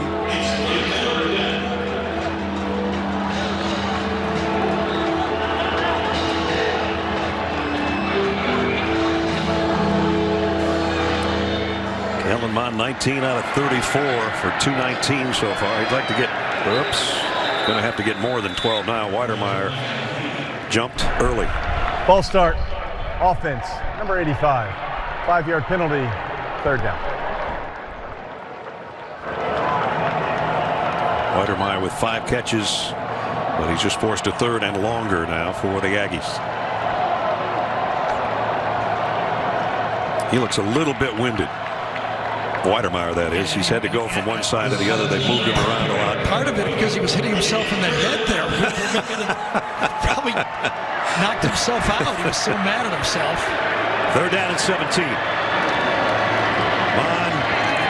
Here's across the middle. What a throw. And Chase Lane's got a first down. I tell you that Kellen Bond, he has a lot of physical tools. You know, I mean, as this team I wonder what this team will look like, you know, after game 5 games. You know, because they've got some talent. Their quarterback is a high-end player. These receivers will get better. They've got a veteran offensive line. If they stay healthy, they will be better the second half of the season. He got enough smoke on that pass that Jordan Battle even got a piece of it, and still it's a first down inside the Alabama 27. And throws to Weidermeyer again. His forward progress is going to get him down around the 21-yard line, I think. I mean, you'd like to say that, you know, when you're on the road, your goal is to take the crowd out of it. Well, there's no crowd to take out. Right, yeah. Everybody just kind of sitting here going, well, okay. Just a little under 20,000 here. Right. Normally it would be 100,077 with the new And we're just happy to be here. Yeah, we are. Happy to be here. And we have a new booth, too, and it's spectacular. Thank all the donors that paid for our booth. Yes, we used to be about on that 20-yard line. Now we're right on a 50. Second down at 5. Bond throws high, incomplete, intended for Smith. He had a guy right in his face, but Weidermeyer was wide open. No one covered him for a touchdown on the play.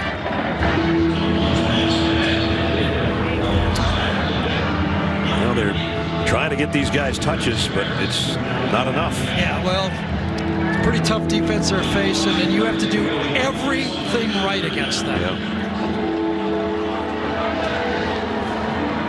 So here's another third down. They picked the last one up. That was third down and very long. This is 3rd and 5. Need to get inside the 17-yard line to move the sticks. Whoa! What a one-handed grab that was by Smith, but he's going to lose yardage as a swarming Alabama defense brings him down. Christopher Allen led the way. He was the first guy there. And this option play from shotgun, what you have to do as a quarterback is get on the inland line of scrimmage. He doesn't get close enough to him, and that allows Allen to stop the quarterback and the running back. He needed to come harder at that inland line of scrimmage, force him to tackle you on the option play, and then that gives you the pitch. And they're forced to go on 4th down as time is of the essence. We've only got 16 minutes left in the game.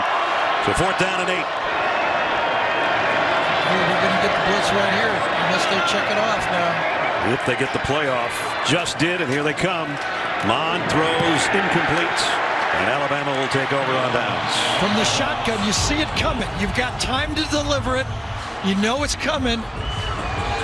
Just did not get out of the break in time. He's actually, I think, talking to the receiver on the play. Dalen Preston, he's giving him an earful. He says it's a safety blitz. Turn out, help the quarterback. Yeah. Trying to explain that to one of the new receivers. Meanwhile, Alabama with a big lead takes over. Memphis just likes getting behind, I think. So this is Alabama's 40th play in the game, which might not be good, but you know what is good?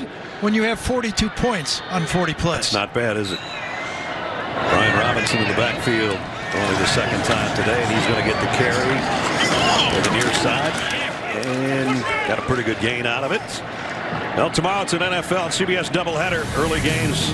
Tom Brady and the Buccaneers battle the Chargers. Later, the undefeated Bills, led by Josh Allen, take on the Raiders. While the Bears try to keep their perfect record intact against the Colts. It all begins NFL Today. JB and the guys, noon Eastern, right here on CBS.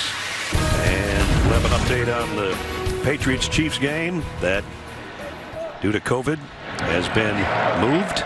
And our 3rd quarter is about ready to come to a close as players switch ends. Mac Jones will come over to the sideline. Everybody puts up 4 fingers. And if I was an Alabama fan, I'd feel pretty good about having 4 fingers in the air right now. End of 3 quarters in Tuscaloosa. Crimson Tide ranked number 2, and they look all of that ranking.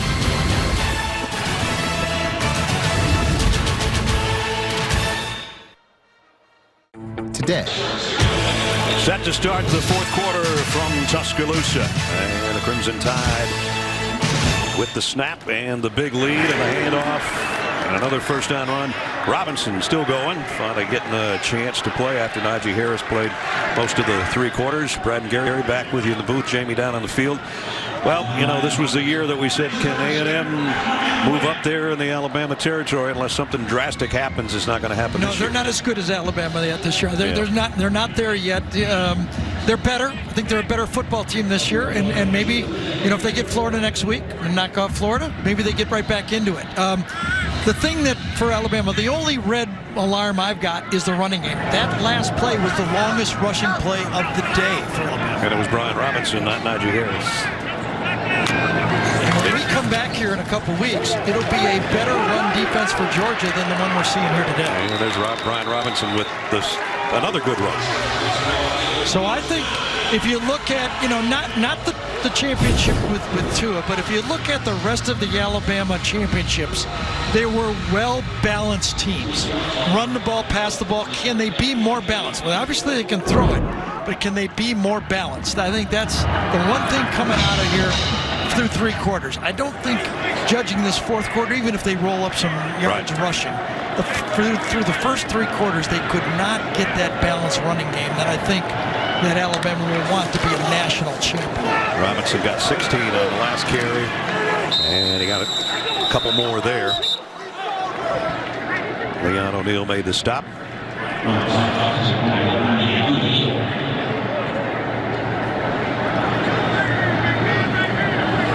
Robinson will probably see the rest of the work. He had 10 carries last year in this game for just over 50 yards and a touchdown, and had a couple catches as well.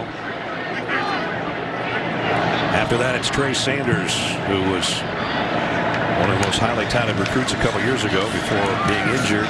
Here's Mac Jones going deep. And nice coverage. Nope, maybe not nice coverage. It's headed for Mechie, and it's going to be pass interference. He was looking for a Jerry Jeudy type catch right there. Did you see that one the other night? Yes. Pass interference, defense, number 17. 15-yard penalty, automatic first down. If he would have gotten his head around, maybe. Yes, maybe. Jalen Jones was out of position. The only thing he can do is push from behind, basically, with his backside, and it's only a 15-yard penalty in the NFL. That would have been down there on the, 5-7 yard line. Yeah, as it is at the 27, a first down.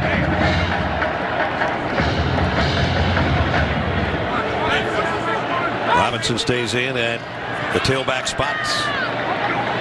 Devontae Smith, and a little booch pass. Almost got to the first down. Picked up 9. So Devontae Smith, that's going to be his 7th catch. Yeah, last week he and Waddle had 8 catches apiece. That's a catch right there, as Ness called it. A little better distribution with the football in the passing game too. If you can't get balance in the running game, it's nice to have balance in the passing game. Actually, Devontae's 6th catch, not his 7th. Waddle's got 5, Mechie's got 4. And both Waddle and Mechie over 100 yards, well over 100 yards. And now Brian Robinson's doing a lot of this himself. And now his offensive linemen go, keep on going. We got your back. So the pile gets pushed all the way just outside the 10-yard line. I saw Mel Ekior, number 55, start the push. He was the guy that's first loaded in and pushed from behind the offensive lineman, and then everybody else joined in. And then Big 55 said, yes, yes, yes. Gets the big, yeah, I started that push. That was me. And Brian Robinson shows that he wants a few more carries. Stays in there. Got it just inside the 11-yard line. Kind of kidding. Who is Alabama going to let score this time? And here he goes down to the 6. You guessed Forster. Yep. And it may Forstall. And it might be. Might be Robinson. Spread that ball around. A little sugar for everybody. We thought, man, Miller Forstall, could he be the guy? Drive's not over. Yeah. Najee Harris has a couple. All the receivers have one. Who gets another one now? Oh, Forstall's on the sideline. That's not going to work. Not going to work. That's not going to work. They got Carl Tucker in there. Tight end. Devontae Smith in motion on 2nd down and 5. Robinson not going to get back to the line of scrimmage that time. And now Sark goes, all right, we tried to do it. Sorry, we're just going to have to go to something else. We might have to just throw this. Yes, exactly. Uh-oh, look who's coming in. 87. There he is. We still might get this right. You're gonna go crazy if this is. Because in the last commercial, I go to Ness, I go, so who do you think's going to get the next touchdown? They're going to spread it out, right? And Brad goes, Forrestal, 87. I go, okay, that sounds good. They're down at 6. They can get a first down at the 1. Waddle over in the slot on the right. Forrestal comes out a little bit deeper to the near side. Jones. They put the pick. He came in and had to run the pick on the play. Incomplete. Wait, I ran all the way in here to give a pick on the end. Watch. All right, let me do my job here. I got to just pick this guy. Oh, yeah. Yep. That was a good route. They'll come in to try the field goal, rather. Reichard had a couple of field goals and hit all 8 extra points in the game last year. This will be a 27-yard attempt. And it's up and perfect from 27. Tacks 3 more on. And the Crimson Tide rolling 45-17. Ready? Let's take a look at the GMC game changers. Can't do anything, run or pass, unless the big eaters up front give you the time or the space to do both, Garrett. Well, they did protection perfectly all day. Their running game wasn't quite there, but when you go 3rd and 22 and you could do a pump fake and throw a touchdown pass, you know that offensive line is doing their job. They ran for almost as many yards in that last drive that they ran the whole football game. I think Nick Saban, as we mentioned, looked at that and said, okay, you know, if we're going to play Georgia in 2 weeks, we need to run the ball better. And there they are, average 334 pounds a man.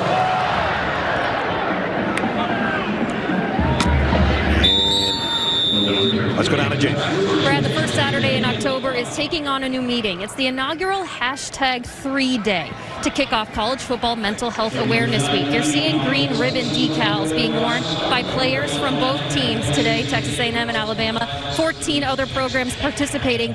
Mark and Kim Helinski, the parents of Tyler, the Washington State quarterback who took his own life nearly 3 years ago, founded Helinski's Hope to drive initiatives like this to create powerful conversations to fight stigmas surrounding mental health in athletes. And speaking with players recently, honestly, it's working. The conversations are pretty eye-opening. We saw that all start a year ago, and what a great cause. Kellen Mond wide open. Zaniah Smith trying to split the final 2 guys. They're going to bring it down now at the 32-yard line with a big play down the middle. Had to know that that was the game plan going in. We opened with that. Can the running backs, can Zaniah Smith put some pressure on this defense, because from the running back spot, he can kind of get lost out there. They had their opportunities. They just weren't able to get to him enough, and when they did, he dropped one. 43-yard pickup down to the 32-yard line. Mond again, this time in trouble. And he's going to have to eat this one as he's dumped by Christian Harris. Matt, if he didn't get back to the line of scrimmage, could be the first sack of the game. Looks like he got just past the line of scrimmage, right? They got the marker right about the same spot they started. That might be one of those they look at, figure it out later. Right. So again, A&M not only finishing this game, but thinking about getting better for next week's game against Florida. Trying to come away from the game, finishing it off, continuing the fight, and get better. Kellen Mond just saw a passing yard as past Johnny Manziel in the A&M books. Short throw to Weidermeyer. Again, Jordan Battle in on the hit. So you come into this game, you're going to play the #2 team in the country. Next week, you're going to play the #3 team in the country. Not getting any easier, is it? Well, last year, they went 8-5, but remember, 3 of those losses were to the #1 team in the country. That's because right. They got #1, and then they got #1 coming back around, and they got another #1. LSU, Clemson, and Alabama, different times in that game. I think it was that way. Or something like that. 3rd and 6.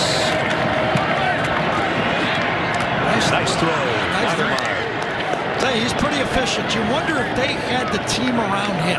You know, if Kellen Mond was playing for Alabama, right, would he not have the 373 up? You know, like probably.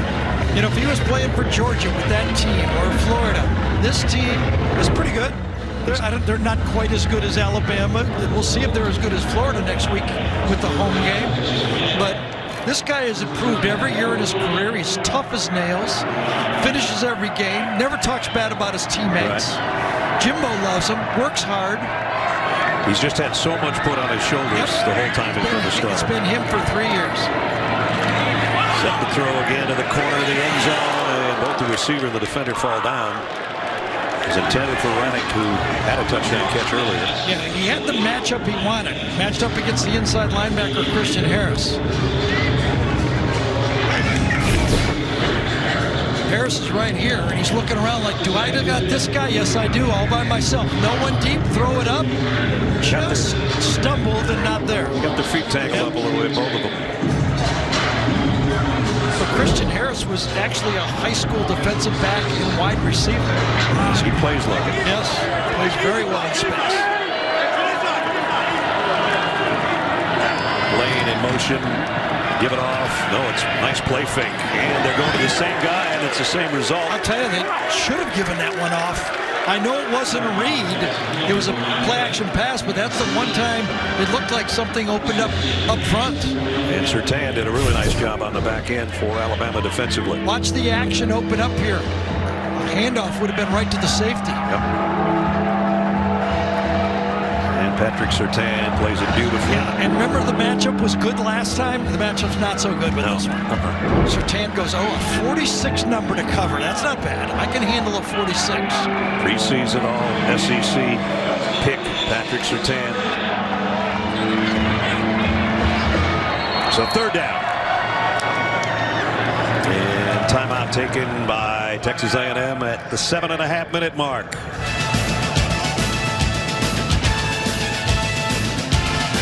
Imagine a future where Our game recap here. Number 2 Alabama, number 13 Texas A&M. Aggies even thing up after being down 14 on that touchdown pass to the tight end Rennick. And then Najee Harris, 2 rushing scores. That one from 2 yards out after a 6-yarder earlier. Mac Jones doing a great job spreading the ball around. Devontae Smith, sensational catch in the back of the end zone. And then Jalen Waddle, as Gary said, if you can pump fake and then throw that long, nobody's going to catch number 17. The second 75 or longer touchdown by Alabama today. The other one was to Mechie. That one went for 87 when Alabama added a field goal, and that's where we are, 45-17. Kellen Mond, empty backfield. Throws to the corner. Man's there, and he's got it. Touchdown, and it's Aniyah Smith. So Smith did a big chunk of it. A 43-yarder to get him down there, and Kellen Mond hangs in and gets the touchdown pass of 14 yards. This is all to feel good. Getting on that airplane, that we finished the game, and we're ready for Florida. We're looking at ourselves. We threw for under 300. We've established another guy. Can you cover this guy all over the field? Because he's a tough cover. They've taken basically a wide receiver and put him into that Clyde Edwards-Helaire spot. Yep. He doesn't run the ball like Clyde Edwards-Helaire. Yeah, but very few guys do. That's right. That was the beauty of Clyde. I mean, extra point is up and good.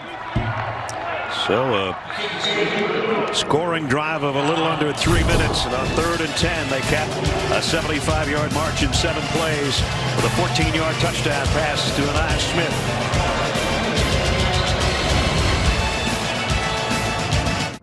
Over the last century, If you have some sort of satellite on your boat so you can watch the game.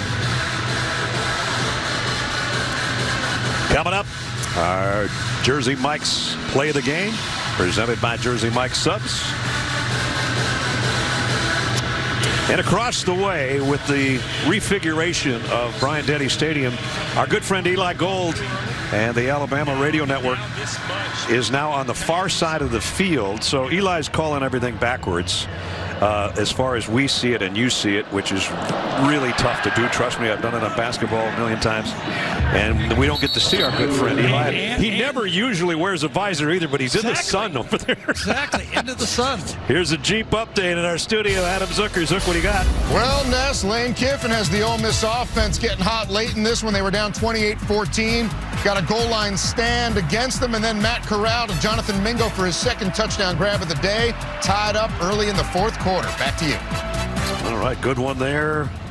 Here it's 45-24. Mac Jones stays in. I thought we would see Bryce Young. Yeah, but after the touchdown, I don't think he wanted to put any doubt in this football game. No touchdown there, we'd see Bryce Young. Jones rolls and then dives forward as dropped for a 4-yard loss by Michael Clemens. We've talked about how A&M's schedule changed, flipping Alabama from the end to the beginning of the season. But Alabama's changed too. Prior to the old schedule, before Georgia, they were going to get a layup against Georgia State. Now they're going to Ole Miss and facing that Lane Kiffin offense. I mean, it's not the usual way that this Alabama team gets ready for a Georgia game. Usually they have that game before it, that big game before a big LSU game or whatever. This time they're going to get tested with that offense again. Ryan Robinson again with another good run and a first down.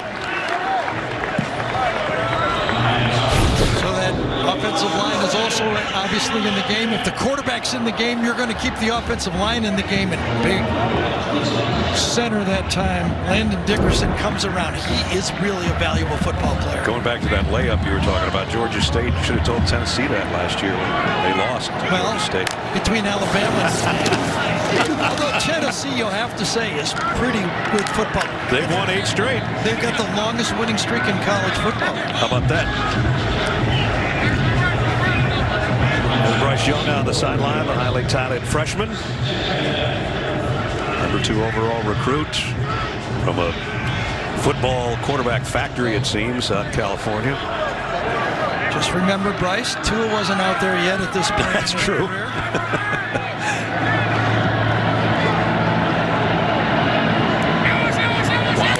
The motion man. Jones steps up, going deep again. Man out there again. It's Mechie, and he is gone again. Touchdown, Alabama. Think we have a new star we can talk about. Holy cow. 63 yards for the score. I just don't quite get. There's the route. Got one-on-one coverage. No safety help inside. And you take an outside technique. It's just terrible technique outside that time. Miles Jones knows he has no safety in the middle of the field, so he jumps to the outside and gives the free release receiver a chance on a touchdown play. Just uncalled for defense. The term the safety has kind of really gone out of college football. I think we ought to rename them. How about call them middles, backliners, because they no longer play safe back there anymore. There was no help back there. 4th touchdown pass today, tying a career high for Mac Jones. He's got the lineman doing the hand dance with him, and he's got Mechie for 181 yards receiving and 2 touchdowns.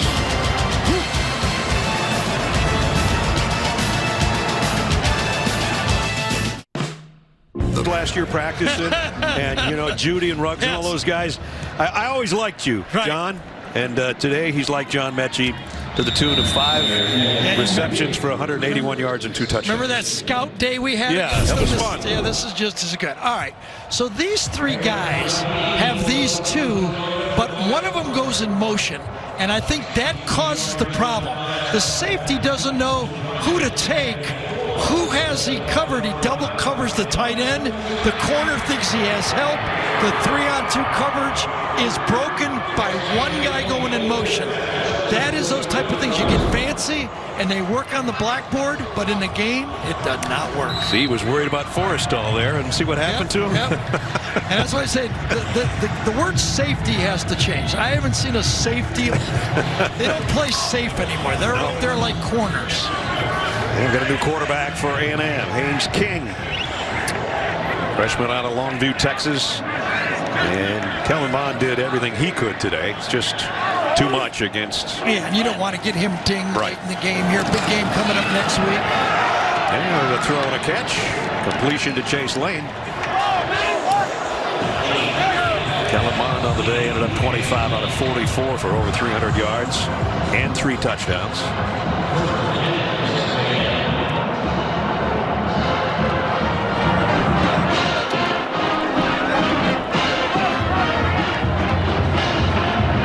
At the 5-minute mark, backup quarterback in for the Aggies, getting a little bit of work, scrambling around and doing a good job of it. Got flattened at the 45-yard line by DeMarco Helms. So the Aggies are going to be 1-1. Alabama will be 2-0. And I don't think there's going to be any change in the ranking for Alabama after this. A lot of people thought last week, great first half against Missouri, not so hot. Nick Saban said in the second half we had to kind of lost our concentration once we got the lead. And he also mentioned not having the crowd there. Yeah. His players were not used to that. There was no juice.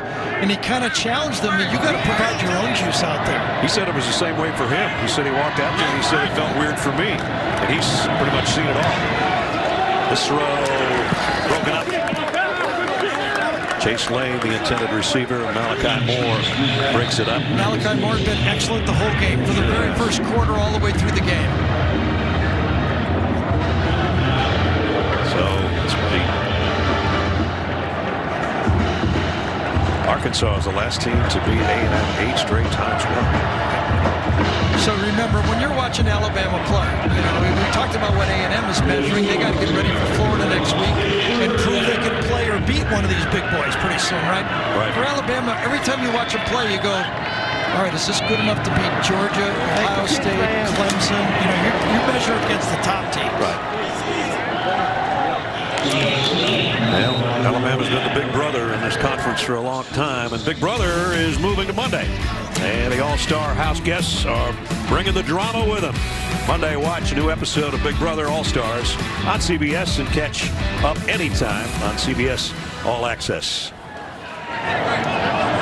So this is going to be the 33rd win of the last 34 at home for Alabama, and it will be, as we talked about 3.5 hours ago in the Open, and also when we showed you Nick Saban in his King's outfit, the King in his court, the assistants. This will be 20 straight victories. There it is again. And I love that. I appreciate the fact that Nick dressed up like that for us. We didn't know if we could get him in that outfit. And Kirby Smart will be next. And Kirby will try to break the string of 20 straight assistant coaches who have fallen to Nick Saban. Hard to beat a guy that's won 6 national titles and has a really good football team again. The only thing, I think Lane's up next. Ole Miss, right? Yeah, there you go.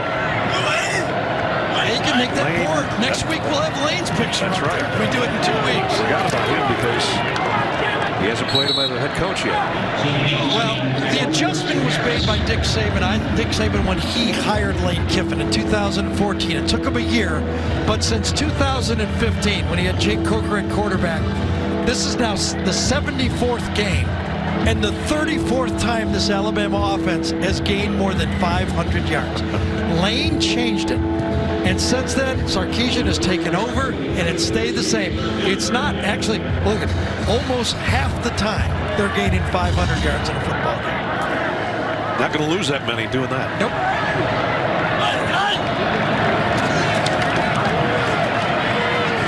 And again on the scramble, it's going to be another first down for King. King still going down the sideline. Bumped out finally around the 11 by Battle. Had Ryan Reddick open in the flat, but when you're a young first player, you look for your first guy, and you're I'm getting out of here. Yeah. I'm not going to look for anybody. I'm going to run. But Reddick helps him. Watch him come back and peel back. Dylan Moses puts him on the ground, but you know, nowadays that blindside block, you got to be really careful not to just to lay the guy out. You almost accept the block instead of giving the block. Nice 22-yard scramble by Haynes King out of Longview, Texas, and he's got him down at the 10-yard line, first and goal. King throws to the corner. It's intercepted by Alabama in the end zone, and it is Malachi. I finished a perfect game. I don't know. I just saw him maybe miss one assignment all day, but he has been in position. He's made tackles. He's taken away throws. He just looks like a real keeper out there. Yeah. He and Brian Branch, two freshmen, and Pete Golding said Brian Branch had the edge early in camp, and then this guy just kept getting better and better and better.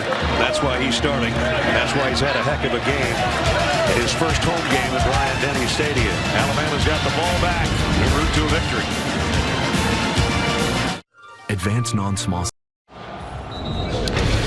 Well, Mac Jones, just an average day. 4 touchdown passes, and they've been some long ones to Mechie and Waddle, and the offensive line giving him time, and Devontae Smith doing his thing in the back of the end zone. Quite a day for number 10. Yeah, he just didn't even make any mistakes. Even the interception really wasn't a mistake. Yeah. Just one of those things that happens every once in a while. Now we'll see the 5-star recruit, Bryce Young. Doesn't have to do much with a minute 20 to go, but hand it off, which he does. And it's Trey Sanders. Those two guys, two of the most highly touted incoming recruits from 2 years ago, yes, and then this past year. I remember Trey from watching practice last year. He had injured his foot. And I've never seen a guy injured as a true freshman.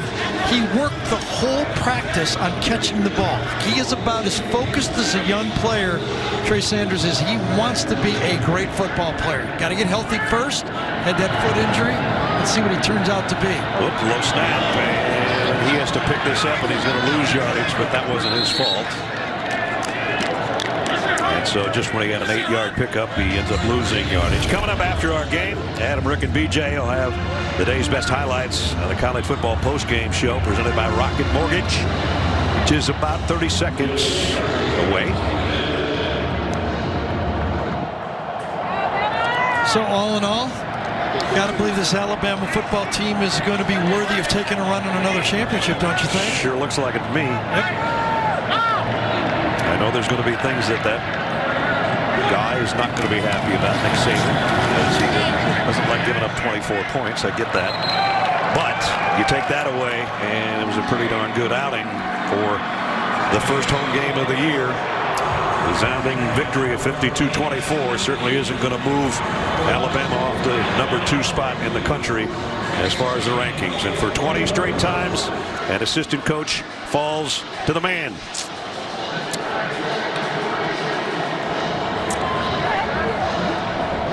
And time for our Jersey Mike Subs play of the game. And it was a pump fake by Mac Jones and a long ball to number 17. And you can say goodbye at that point because nobody's going to catch a guy with that kind of speed. And here's how Eli Gold, our buddy, called it on the Alabama Radio Network. They need 22 here. Mac's going to go long. He's got Waddle behind the defense. He's going to get a whole lot more than 22. Waddle's got it. He's to the 20, to the 15, to the 10, to the 5. 87 yards. Touchdown. Mac to Waddle. How about that? And how about that 87-yard touchdown? One of the many long touchdowns thrown today by Mac Jones. 52-24. We'll be back. Well, Alabama heads to the locker room with their second win of the year. This one more impressive than their road victory over Missouri last week. 52-24 is the final as they win their 33rd game of the last 34 here at home. Jalen Waddle, one of the stars, but John Mechie is the new emerging star as the three guys in that wide receiver core, Devontae Smith, Jalen Waddle, and now you got to think and worry about John Mechie, who had the big game today with 181 yards and 2 touchdowns. So a resounding win at home for the second-ranked Crimson Tide. And again, Nick Saban makes it 20 in a row over his former assistants. Let's go down to Jamie with the winning coach. Coach, for Mac Jones to throw 4 TDs to 3 different players. What does that mean to you in terms of his comfort level within this offense?